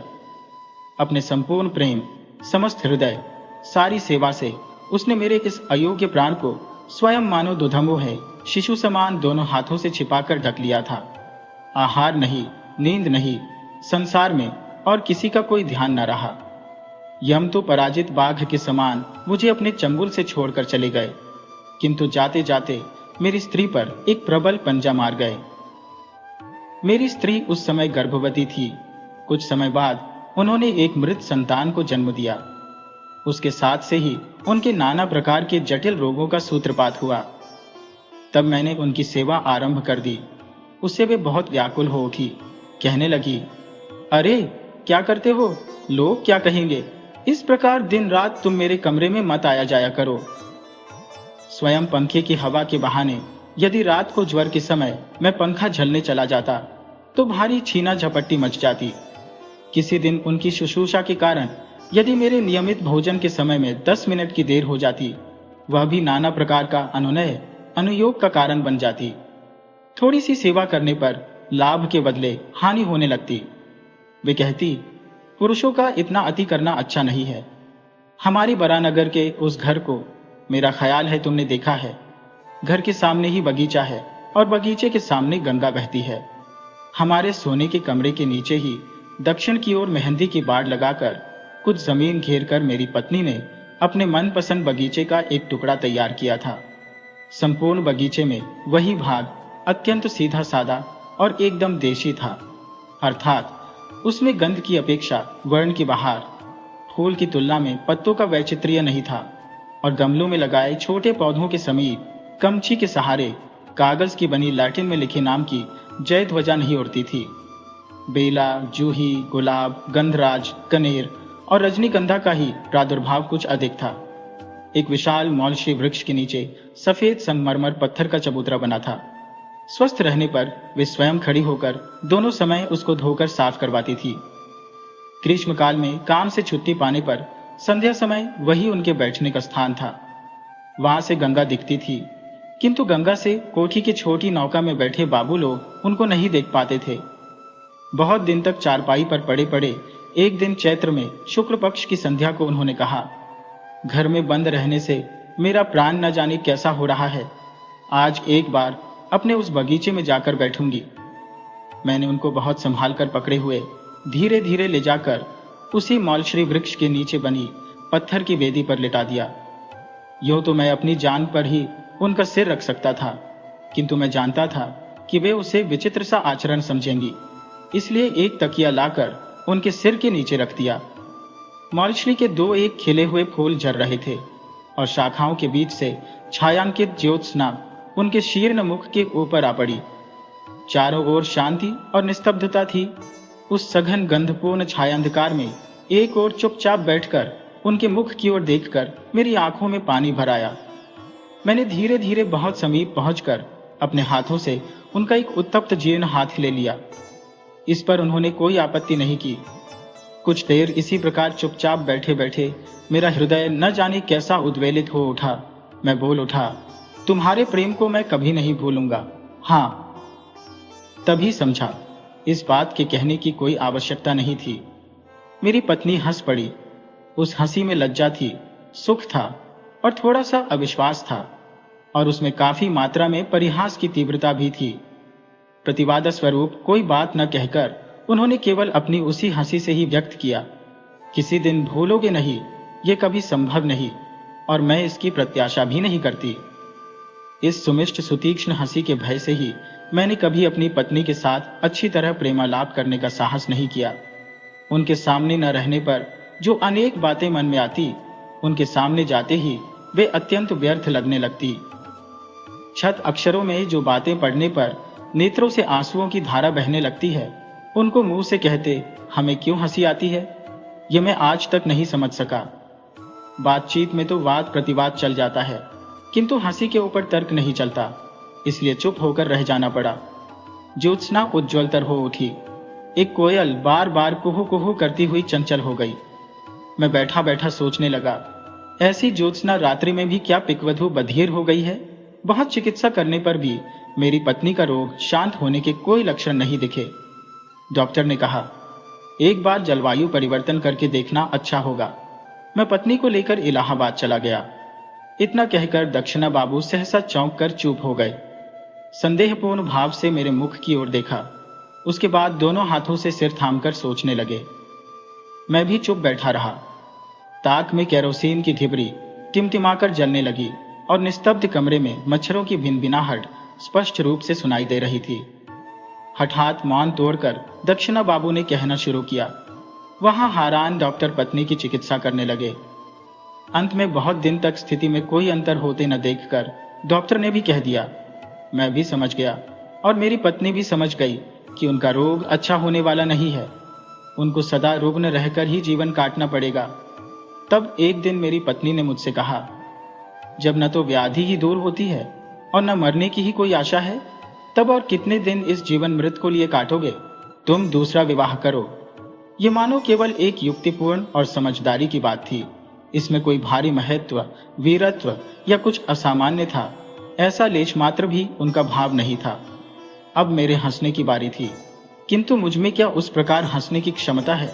मैं उपन्यास के प्रधान नायक के समान गंभीर और सगर्व भाव से कहने लगा, जितने दिन इस शरीर में प्राण है। वे टोक कर बोली, बस बस और अधिक मत बोलो, तुम्हारी बात सुनकर तो मैं दंग रख जाती हो। पराजय स्वीकार न करते हुए मैं बोला, इस जीवन में और किसी से प्रेम नहीं कर सकूंगा। सुनकर मेरी पत्नी जोर से हंस पड़ी।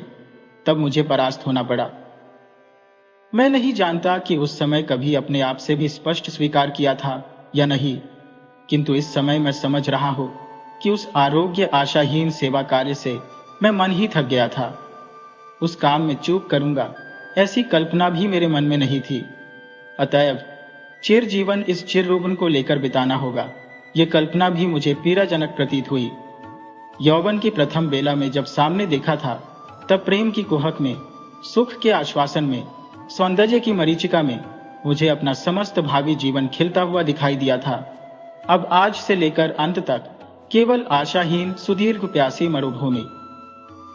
मेरी सेवा में वह आंतरिक थकान उन्होंने अवश्य ही देख ली थी। उस समय मैं नहीं जानता था, किंतु अब जरा भी संदेह नहीं है कि वे मुझे संयुक्ताक्षरहीन शिशु शिक्षा के प्रथम भाग के समान बहुत ही आसानी से समझ लेती थी। इसीलिए जब उपन्यास का नायक बनकर मैं गंभीर मुद्रा में उनके पास कवित्व प्रदर्शित करने जाता, तो वे बड़े अकृत्रिम स्नेह किंतु अनिवार्य कौतुक के साथ हंस उठती। मेरे अपने अगोचर अंतर की सब बातों को भी वे अंतर्यामी के समान जानती थी। इस बात को सोचकर आज भी लज्जा से मर जाने की इच्छा होती है। डॉक्टर हारान हमारे स्वजातीय थे। उनके घर प्रायः मेरा निमंत्रण रहता। कुछ दिनों के आने जाने के बाद डॉक्टर ने अपनी कन्या के साथ मेरा परिचय करा दिया। कन्या अविवाहित थी, उसकी उम्र 15 की रही होगी। डॉक्टर ने कहा कि उनको मन के अनुकूल पात्र नहीं मिला, इसलिए उन्होंने उसका विवाह नहीं किया। किंतु बाहर के लोगों से अफवाह सुनता कन्या के कुल में दोष था, किंतु और कोई दोष नहीं था। जैसी सुंदर थी वैसे ही सुशिक्षिता। इस कारण कभी कभी एकाध दिन उनके साथ नाना विषयों पर आलोचना करते करते घर लौटते मुझे रात हो जाती। पत्नी की औषधि देने का समय निकल जाता। वे जानती थी कि मैं डॉक्टर के घर गया हूं, किंतु उन्होंने एक भी दिन विलंब के कारण के विषय में प्रश्न तक नहीं किया। मरुभूमि में फिर एक बार मरीचिका दिखाई देने लगी। तृष्णा जब गले तक आ गई थी, तभी आंखों के सामने लबालब स्वच्छ जल कलकल छल छल करने लगा। इस स्थिति में मन को प्राणपण से रोकने पर भी मोड़ नहीं सका। रोगी का कमरा मुझे पहले से दुगना निरानंद लगने लगा। तब सेवा करने और औषधि खिलाने का नियम सब प्रायः भंग होने लगा। डॉक्टर हारान बीच बीच में मुझसे प्रायः कहते रहते, जिनका रोग अच्छा होने की कोई संभावना नहीं है, उनका मरना ही भला है, क्योंकि जीवित रहने से उनको स्वयं भी सुख नहीं मिलता और दूसरों को भी दुख होता है। साधारण रूप से ऐसी बात कहने में कोई दोष नहीं, तथापि मेरी स्त्री को लक्ष्य करके इस प्रकार के प्रसंग का उठाना उनके लिए उचित न था। किंतु मनुष्य के जीवन मरण के विषय में डॉक्टरों के मन ऐसे अनुभूति शून्य होते हैं कि वे ठीक प्रकार से हमारे मन की हालत नहीं समझ सकते। सहसा एक दिन बगल के कमरे से सुना, मेरी पत्नी हारान बाबू से कह रही थी, डॉक्टर, फिजूल में इतनी औषधियां खिला खिलाकर औषधालय का कर्ज क्यों बढ़ा रहे हो? जब मेरी जान ही एक लाइलाज बीमारी है, तब कोई ऐसी दवा दो कि यह जान ही निकल जाए और जान छोड़ दे। डॉक्टर ने कहा, छी, ऐसी बातें न करें। यह सुनकर मेरे हृदय को एक बारगी बड़ा आघात पहुंचा। डॉक्टर के चले जाने पर मैं अपनी स्त्री के कमरे में जाकर उनकी चारपाई के सिरहाने बैठ गया। उनके माथे पर धीरे धीरे हाथ फेरने लगा। वे बोली, यह कमरा बड़ा गर्म है, तुम बाहर जाओ, टहलने जाने का समय हो गया है। थोड़ा टहले बिना रात को तुम्हें भूख नहीं लगेगी। टहलने जाने का अर्थ था डॉक्टर के घर जाना। मैंने उनको समझाया था कि भूख लगने के लिए थोड़ा टहल लेना विशेष आवश्यक है। आज मैं निश्चयपूर्वक कह सकता हूं, वे प्रतिदिन की मेरी इस छलना को समझती थी। मैं ही निर्बोध था जो सोचता था कि ये निर्बोध है। ये कहकर दक्षिणाचरण बाबू हथेली पर सिर टिकाए बहुत देर तक मान बैठे रहे। अंत में बोले, मुझे एक गिलास पानी ला दो। पानी पीकर कहने लगे, एक दिन डॉक्टर बाबू की पुत्री मनोरमा ने मेरी पत्नी को देखने के लिए आने की इच्छा प्रकट की। पता नहीं क्यों उनका यह प्रस्ताव मुझे अच्छा नहीं लगा, किंतु प्रतिवाद करने का कोई कारण नहीं था। वे एक दिन संध्या को मेरे घर आ उपस्थित हुई। उस दिन मेरी पत्नी की पीड़ा अन्य दिनों की अपेक्षा कुछ बढ़ गई थी। जिस दिन उनका कष्ट बढ़ता, उस दिन वे अत्यंत स्थिर और चुपचाप रहती। केवल बीच बीच में मुट्ठियां बंध जाती और मुंह नीला हो जाता। इसी से उनकी पीड़ा का अनुमान होता। कमरे में कोई आहट नहीं थी। मैं बिस्तर के किनारे चुपचाप बैठा था। उस दिन टहलने जाने का मुझसे अनुरोध करे, इतनी सामर्थ्य उनमें नहीं थी, या हो सकता है मन ही मन उनकी यह इच्छा रही हो कि अत्यधिक कष्ट के समय मैं उनके पास रहूं। चांद न लगे, इससे केरोसिन की बत्ती दरवाजे के पास थी। कमरा अंधेरा और निस्तब्ध था। केवल कभी कभी पीड़ा के समय कुछ शांत होने पर मेरी पत्नी का दीर्घ निश्वास सुनाई पड़ता था। इस समय मनोरमा कमरे के दरवाजे पर आ खड़ी हुई। उलटी ओर से बत्ती का प्रकाश आकर मुख पर पड़ा। प्रकाश से चौंधिया जाने के मारे कमरे में कुछ भी न देख पाने के कारण वे कुछ क्षणों तक दरवाजे के पास खड़ी इधर उधर करने लगी। मेरी स्त्री ने चौंक कर मेरा हाथ पकड़कर पूछा, वह कौन है? अपनी उस दुर्बल अवस्था में सहसा अपरिचित व्यक्ति को देखकर उन्होंने डरकर मुझसे 2-3 बार अस्पष्ट स्वर में प्रश्न किया, कौन है? वह कौन है जी? न जाने मेरी कैसी दुर्बुद्धि हुई कि मैंने पहले ही कह दिया, मैं नहीं जानता। कहते ही मानो किसी ने मुझे चाबुक मारा। दूसरे क्षण में बोला, ओह, अपने डॉक्टर बाबू की लड़की। पत्नी ने एक बार मेरे मुख की ओर देखा। मैं उनके मुख की ओर नहीं देख सका। दूसरे ही क्षण उन्होंने क्षीण स्वर में अभ्यागत से कहा, आप आइए। मुझसे बोली, उजाला करो। मनोरमा कमरे में आकर बैठ गई। उनके साथ मरीज की थोड़ी बहुत बातचीत चलने लगी। इसी समय डॉक्टर बाबू आ उपस्थित हुए। वे अपने औषधालय से 2 शीशी औषधि साथ ले आए थे। उन शीशियों को बाहर निकालते हुए वे मेरी पत्नी से बोले, यह नीली शीशी मालिश करने के लिए और यह खाने के लिए। देखिए, दोनों को मिलाइएगा नहीं, यह औषधि भयंकर विष है। मुझे भी एक बार सावधान करते हुए दोनों दवाइयों को चारपाई के पास मेज पर रख दिया। विदा लेते समय डॉक्टर ने अपनी पुत्री को बुलाया। मनोरमा ने कहा, पिताजी, मैं यहाँ रह जाऊं? साथ में कोई महिला नहीं है, उनकी सेवा कौन करेगा? मेरी स्त्री व्याकुल हो उठी, बोली, नहीं नहीं, आप कष्ट न कीजिए, पुरानी नौकरानी है, वह मां की भांति मेरी सेवा करती है। डॉक्टर हंसते हुए बोले, यह लक्ष्मी स्वरूपा है, चिरकाल से दूसरे की सेवा करती आ रही है, दूसरे की सेवा सहन नहीं कर सकती। पुत्री को लेकर जाने की तैयारी कर ही रहे थे कि उसी समय मेरी स्त्री बोली, डॉक्टर बाबू, ये इस बंद कमरे में बहुत समय से बैठे हैं, इनको थोड़ी देर बाहर घुमा ला सकते हैं। डॉक्टर बाबू ने मुझसे कहा, चलिए ना, आपको नदी के किनारे थोड़ा घुमा लाए। मैं तनिक आपत्ति प्रकट करने के बाद शीघ्र ही राजी हो गया। डॉक्टर बाबू ने चलते समय दवाइयों की दोनों शीशियों के संबंध में फिर मेरी पत्नी को सावधान कर दिया। उस दिन मैंने डॉक्टर के घर ही भोजन किया। लौटने में रात हो गई।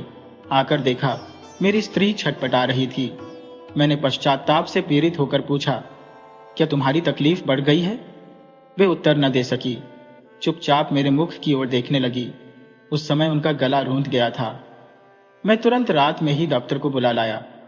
डॉक्टर आकर पहले तो बहुत देर तक कुछ समझ ही न सके। अंत में उन्होंने पूछा, क्या तकलीफ बढ़ गई है? एक बार दवा की मालिश करके क्यों न देखा जाए?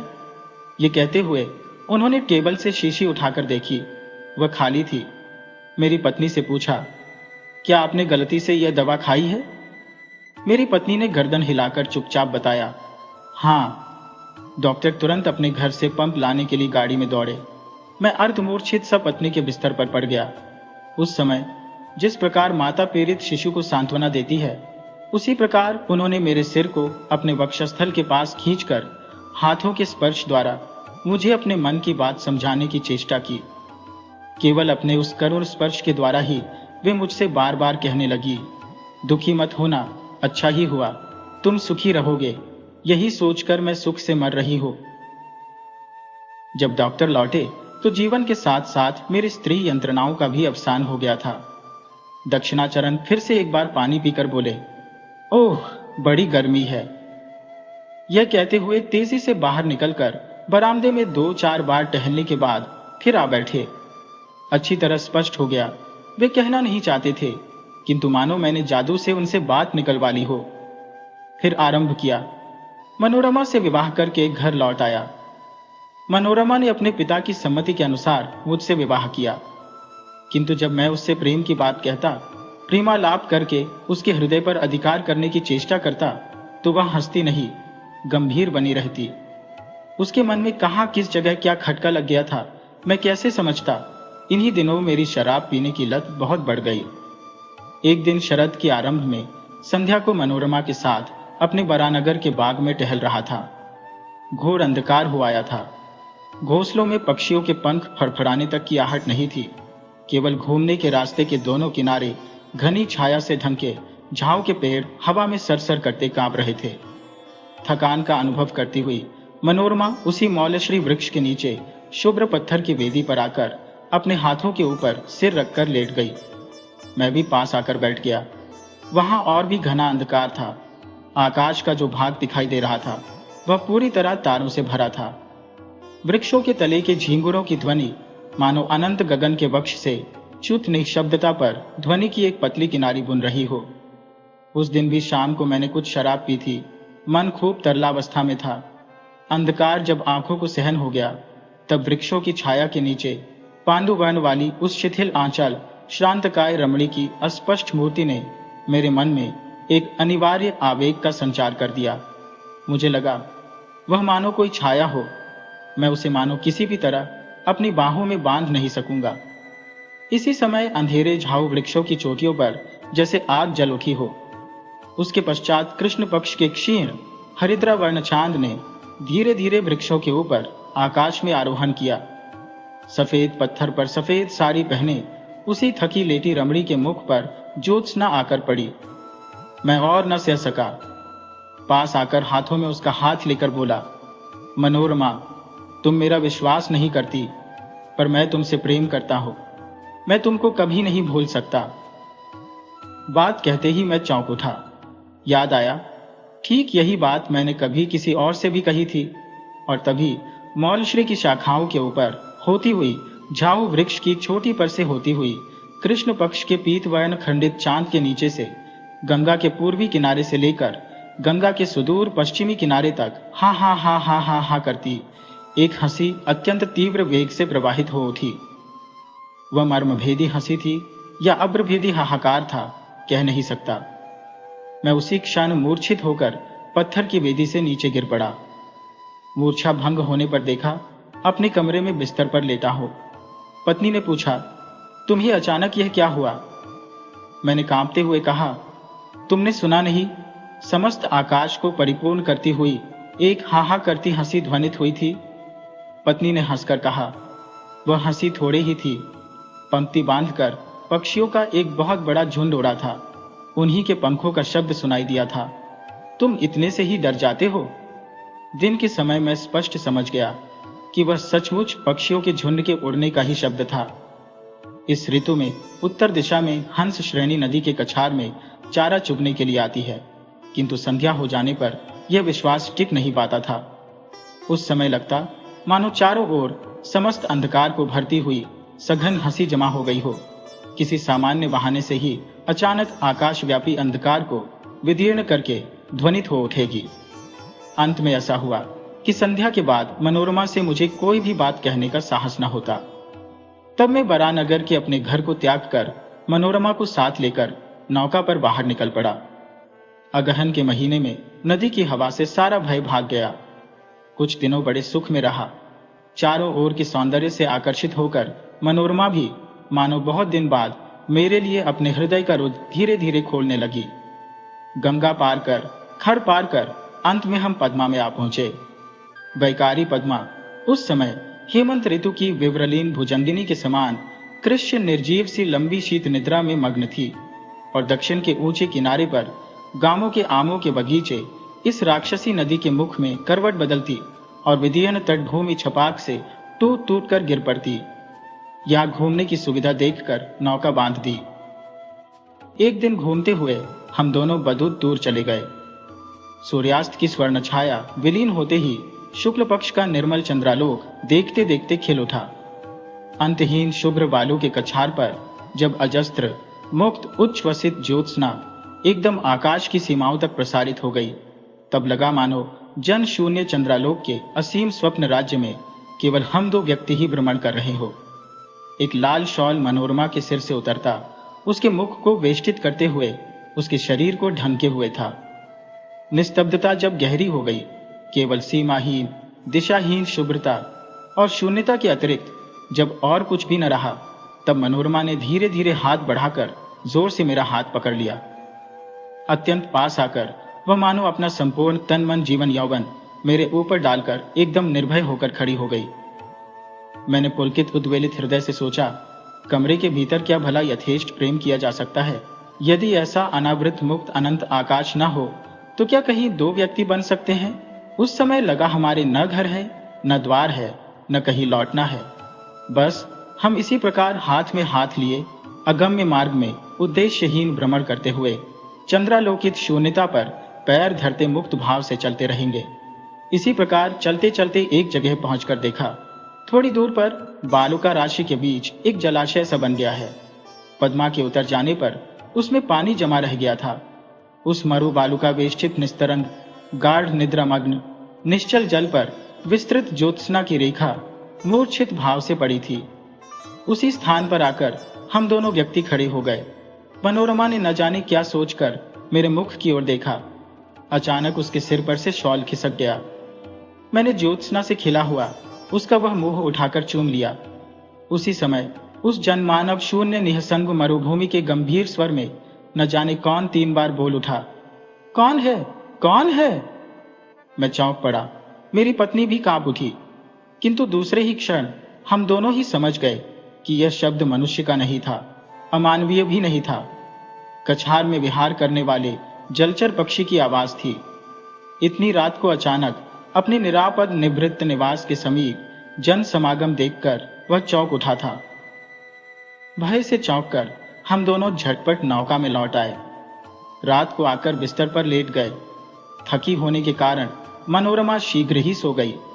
उस समय अंधकार में न जाने कौन मेरी मसहरी के पास खड़ा होकर सुषुप्त मनोरमा की ओर एक लंबी जीर्ण अस्थि पिंजर मात्र अंगुली दिखाकर मानो मेरे कान में बिल्कुल चुपचाप अस्फुट स्वर में बारंबार पूछने लगी, कौन है, कौन है, वह कौन है जी? झटपट उठकर दियास लाई, धिसकर बत्ती जलाई। उसी क्षण वह छाया मूर्ति विलीन हो गई। मेरी मसहरी को कंपाकर, नौका को डगमगाकर, मेरे श्वेत सने शरीर के रक्त को वर्ष करके हा हा हा हा हा हा करती हुई एक हंसी अंधकार रात्रि में बहती हुई चली गई।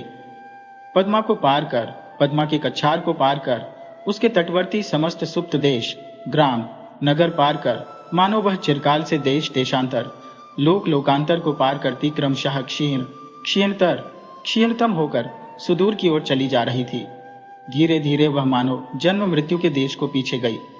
क्रमशः वह मानो सुई के अग्रभाग के समान क्षीणतम हो आई। मैंने इतना क्षीण स्वर पहले कभी नहीं सुना, कल्पना भी नहीं की। मानो मेरे दिमाग में अनंत आकाश हो और वह शब्द कितनी ही दूर क्यों न जा रहा हो, किसी भी प्रकार मेरे मस्तिष्क की सीमा छोड़ नहीं पा रहा हो। अंत में जब नितांत असह्य हो गया तब सोचा, बत्ती बुझाए बिना सो नहीं पाऊंगा। जैसे ही रोशनी बुझाकर लेटा वैसे ही मेरी मसहरी के पास, मेरे कान के समीप अंधेरे में वह अवरुद्ध स्वर फिर बोल उठा, कौन है, कौन है, वह कौन है जी? मेरे हृदय का रक्त भी उसी पर ताल देता हुआ क्रमशः ध्वनित होने लगा, कौन है, कौन है, वह कौन है जी? कौन है, कौन है, वह कौन है जी? उसी गहरी रात में निस्तब्ध नौका में मेरी गोलाकार घड़ी भी सजीव होकर अपनी घंटे की सुई को मनोरमा की ओर घुमाकर शेल्फ के ऊपर से ताल मिलाकर बोलने लगी, कौन है, वह कौन है जी? कौन है, कौन है, वह कौन है जी? कहते कहते दक्षिणा बाबू का रंग फीका पड़ गया, उनका गला रूंध आया। मैंने उनको सहारा देते हुए कहा, थोड़ा पानी पीजिए। इसी समय सहसा मेरी केरोसिन की बत्ती लुक लुक करती बुझ गई। अचानक देखा बाहर प्रकाश हो गया है। कौवा बोल उठा। दहिंगल पक्षी सिसकारी भरने लगा। मेरे घर के सामने वाले रास्ते पर भैंसा गाड़ी का चरमर चरमर शब्द होने लगा। दक्षिणा बाबू के मुख की मुद्रा अब बिल्कुल बदल गई। अब भय का कोई चिन्ह न रहा। रात्रि की कुहक में काल्पनिक शंका की मत्तता में मुझसे जो इतनी बातें कह डाली, उसके लिए वे अत्यंत लज्जित और मेरे ऊपर मन ही मन क्रोधित हो उठे। शिष्टाचार प्रदर्शन शब्द के बिना ही वे अकस्मात उठकर द्रुत गति से चले गए। उसी दिन आधी रात में फिर मेरे दरवाजे पर खटखटाहट हुई। Doctor, doctor.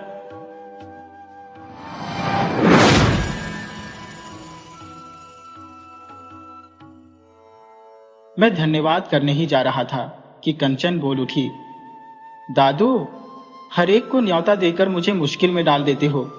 भला इस जंगल में फिरंगी की दुकान कहाँ मिलेगी? यह विलायत के डिनर खाने वाली जाति से संबंधित इंसान है। व्यर्थ में अपनी नातिन को बदनाम करना चाहते हो? अच्छा तो कब आपको सुविधा होगी, बताइए? वृद्ध महाशय पूछ उठे। मेरी सुविधा तो कल ही हो सकती है, परंतु मैं कंचन देवी को परेशान नहीं करना चाहता। मुझे अनुसंधान के लिए वनों में जाना पड़ता है। वहां जो कुछ भी प्रकृति की देन के द्वारा मिलता है उसे बटोर कर ले आता हूं। दादू, उनकी बातों पर विश्वास मत कीजिए, ये तो ऐसे ही कहते रहते हैं। मैंने सोचा, ये तो अजीब लड़की है, जो कहता हूं उसी को जड़ से काट देती है। इस प्रकार वार्ता करते करते हम सब कंचन के मकान की ओर बढ़े चले जा रहे थे कि कंचन हठात बोल उठी, अब आप अपने शिविर को लौट जाइए। क्यों? मैंने तो सोचा था कि आप लोगों को मकान तक छोड़ आऊं। बस, हम खुद ही चले जाएंगे। अस्त व्यस्त अवस्था में मकान को दिखाकर परिहास का केंद्र नहीं बनना चाहती। उसे देखते ही मेम साहिब की याद आ जाएगी। विवश हो मुझे विलग होना पड़ा। उस अवस्था में मैंने कहा, कल आप लोगों के यहाँ जो मेरा न्योता है वह मेरे नए नामकरण के लिए है। कल से नवीन माधव नाम का डॉक्टर सेनगुप्त अंश छूट जाएगा। तब तो नाम वर्तन कहिए, नामकरण क्यों कहते हैं, जैसा आप समझें। इसके उपरांत मैं अपने शिविर में लौट आया। उस दिन अनुसंधान के लिए लाए हुए पदार्थों की मैं परख नहीं कर सका। मेरा मस्तिष्क कंचन के विषय में ही सोचता रहा। अगले दिन तनिका के तट पर कंचन के साथ हमारी पिकनिक हुई। डॉक्टर साहब बालकों के समान मुझसे पूछ बैठे, नवीन, क्या तुम विवाहित हो? मैंने उस भावार्थ प्रश्न का तुरंत ही उत्तर देते हुए कहा, अभी तो अविवाहित हो। कंचन को किसी बात से छुटकारा नहीं। वह बोली, दादू, अभी तक शब्द तो कन्या पक्ष वालों को सांत्वना देने मात्र के लिए है, उनका कोई यथार्थ अर्थ नहीं। यथार्थ अर्थ नहीं, ये कैसे निश्चय कर लिया? ये एक गणित की उलझन है। फिर भी उच्च गणित कहने से जो वस्तु समझी जाती है वह यह नहीं है। यह तो पहले से ही सुनने में आया है कि आप 36 साल के बच्चे हैं। इस अरसे में आपसे भी 5-7 बार कहा जा चुका है कि बेटा बहू लाना चाहती हो, लेकिन आपने कहा, इससे पहले मैं लोहे के संदूक में रुपए लाना चाहता हूं। इसके बाद इस अरसे में आपका सब कुछ हो गया, केवल फांसी भर शेष थी। अंत में प्रांतीय सरकार का बड़ा पद जुट गया तो मां ने फिर कहा, अब तो बेटा ब्याह करना होगा। मेरी जिंदगी के और कितने दिन बाकी हैं? आपने कहा, मेरा जीवन और मेरा विज्ञान एक है, उसे मैं देश के लिए उत्सर्ग करूंगा। मैं अभी ब्याह न करूंगा। विवश होकर फिर उन्होंने आंखों का पानी पोंछकर चुप्पी साध ली। आपके 36 वर्ष का हिसाब लगाते समय मैंने कहीं गलती की हो तो कहिए, वास्तव में बताइए, संकोच की कोई आवश्यकता नहीं। फिर बोली, हम लोगों के देश में आप लोग लड़कियों को जीवन संगिनी के रूप में पाते हैं, विश्व का जिससे कोई प्रयोजन नहीं। किंतु विदेश में जो लोग विज्ञान के तपस्वी हैं, उनको तो उपयुक्त तपस्विनी ही मिल जाती है, जैसे अध्यापक क्यूरी को सहधर्मिणी मादाम क्यूरी। तो क्या वैसी कोई आपको वहां रहते नहीं मिली? कंचन के कहते ही कैथरीन की बात याद आ गई। लंदन में रहते समय साथ ही काम किया था। यहां तक कि मेरी एक रिसर्च की पुस्तक में मेरे नाम के साथ उसका नाम भी जड़ित था। बात माननी पड़ी। कंचन ने तत्काल ही पूछा, उनके साथ आपने विवाह क्यों नहीं किया? वे क्या इसके लिए तैयार नहीं थी? उन्हीं की ओर से प्रस्ताव तो उठा था। तब मेरा नाम भारतवर्ष का ठहरा, इसलिए। यानी स्नेह की सफलता आप जैसे साधकों की कामना की वस्तु नहीं। लड़कियों के जीवन का परम लक्ष्य व्यक्तिगत है और आप जैसे इंसानों का नैर्यक्तिक। इसका उत्तर मुझसे देते न बन पड़ा। मुझे चुप देखकर कंचन पूर्ण बोली, बंगला साहित्य कतिपय आपने नहीं पढ़ा। उसमें यही बात दिखाई गई है कि लड़कियों का व्रत पुरुष को बांधना है और पुरुष का व्रत है उस बंधन को काटकर ऊपर लोक का मार्ग पकड़ना। कच्छ भी देवयानी के अनुरोध की उपेक्षा कर निकल पड़ा था।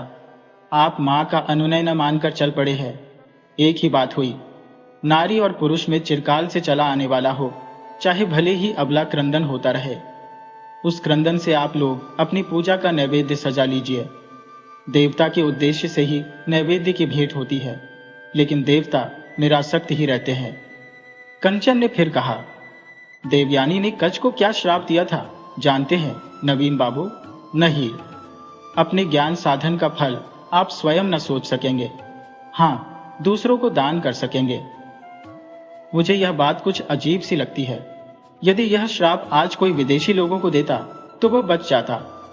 विश्व की सामग्री को अपनी सामग्री के समान व्यवहार करने की वजह से ही यूरोप वाले लालच के द्वार पर मरते हैं। उस दिन जो बातें हुई वे केवल हास्य व्यंग्य ही नहीं थी, उनमें युद्ध की ओर संकेत था। कंचन के साथ अब मेरा संबंध सहज हो आया था।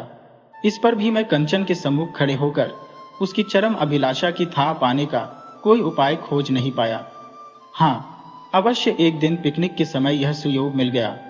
उस समय डॉक्टर साहब शिवालय के खंडहर की सीढ़ी पर बैठकर रसायन शास्त्र की कोई नई आई हुई पोथी पढ़ रहे थे। एक आबनूस के पेड़ की झाड़ी में बैठकर कंचन अचानक कह उठी, इस महाकाल के वन में एक अंधी प्राण शक्ति है, उससे भयग्रस्त हूं। कंचन कहती गई, पुराने भवनों के दरार से लुक छिपकर पीपल का अंकुर निकलता है और फिर धीरे धीरे अपनी जड़ों से उसे बुरी तरह जकड़ लेता है। यह भी वैसा ही है। दादू के साथ यही बात हो रही थी। दादू कह रहे थे, बस्ती से बहुत दिनों तक दूर रहने से प्रकृति के अभाव से मानव का चरित्र दुर्बल हो जाता है और आदमी प्राणी प्रकृति का असर प्रखर हो उठता है। मैंने उत्तर दिया, बताता हूं, मेरी बात को भली भांति सोच देखिएगा। मेरा विचार यह है कि ऐसे अवसरों पर मानव का संग भीतर और बाहर से मिलना चाहिए, जिसका प्रभाव मानव प्रकृति को पूर्ण कर सके। जब तक यह नहीं होगा तब तक अंध शक्ति से पराजित ही होना पड़ेगा। काश आप मामूली। हाँ हाँ कहिए, संकोच मत कीजिए, कंचन ने शीघ्रता से कहा। ये तो जानते ही है कि मैं वैज्ञानिक हूं, अतः जो कहने जा रहा हो उसे व्यक्तिगत आसक्ति से रहित होकर ही कहूंगा। आपने एक दिन भवतोष को बहुत स्नेह से देखा था, क्या आज भी उसे उसी प्रकार, समझ लीजिए, नहीं करती? तब मैंने ही आपके मन को उधर से हटाया है। संभव हो सकता है, लेकिन आपने ही नहीं बल्कि इस अंध शक्ति ने भी। इसलिए मैं इस हटने को श्रद्धा की दृष्टि से नहीं देखती। ऐसा क्यों? दीर्घ काल के प्रयास से मानव चित्र शक्ति में अपने आदर्श की रचना करता है। प्राण शक्ति की अंधता उस आदर्श को तोड़ देती है। आपके प्रति जो मेरा प्रेम है वह उसी अंध शक्ति के आक्रमण का फल है। नारी होकर भी आप प्रेम पर ऐसा अपवाद मरती है। नारी होने के कारण ही ऐसा कह रही हो। प्रेम का आदर्श हमारे लिए पूजा की सामग्री है, उसी को सतीत्व कहते हैं। सतीत्व एक आदर्श है। यह सामग्री वन की प्रकृति की नहीं है, मानवी की है। इस निर्जन में इतने दिनों से इसी आदर्श की पूजा कर रही थी। सारे आघातों को सहन और धोखा खाने के बाद भी उसे बचा सकी तो मेरी पवित्रता भी नहीं जाएगी। क्या भवतोष के लिए अब भी श्रद्धा का स्थान है? नहीं।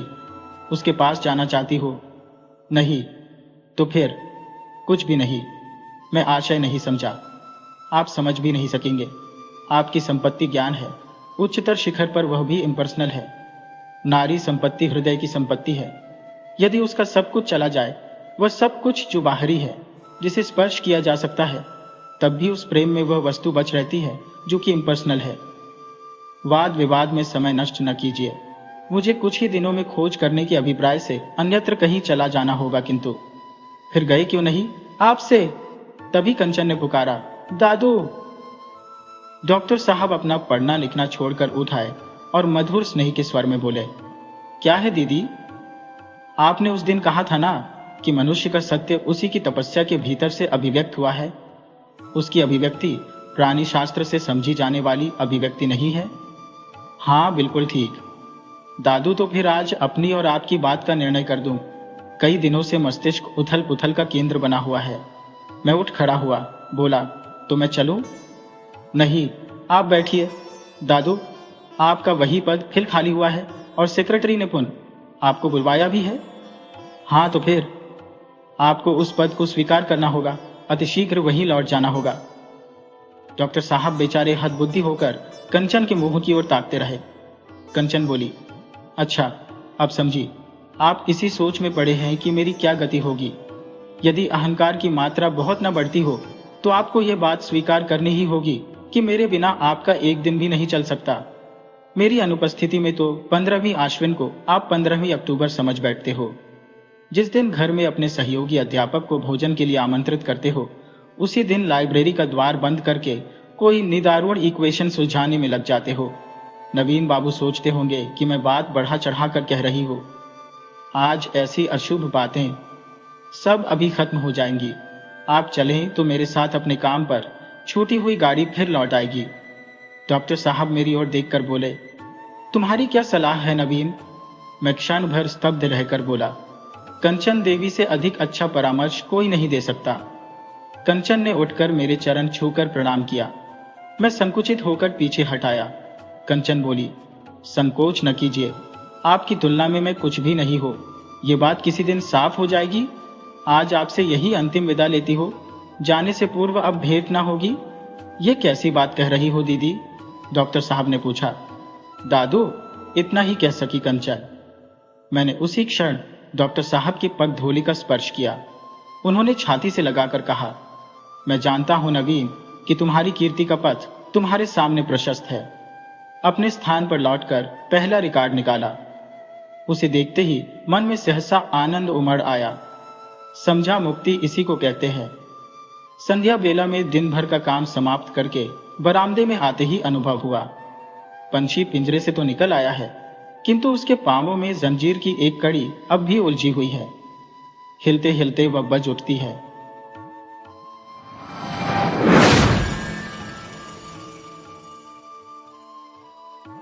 वीडियो अच्छी लगे हो तो इसे लाइक करें और ऐसी ही मज़ेदार कहानियों के लिए चैनल को सब्सक्राइब करें और बेल आइकन दबाएं।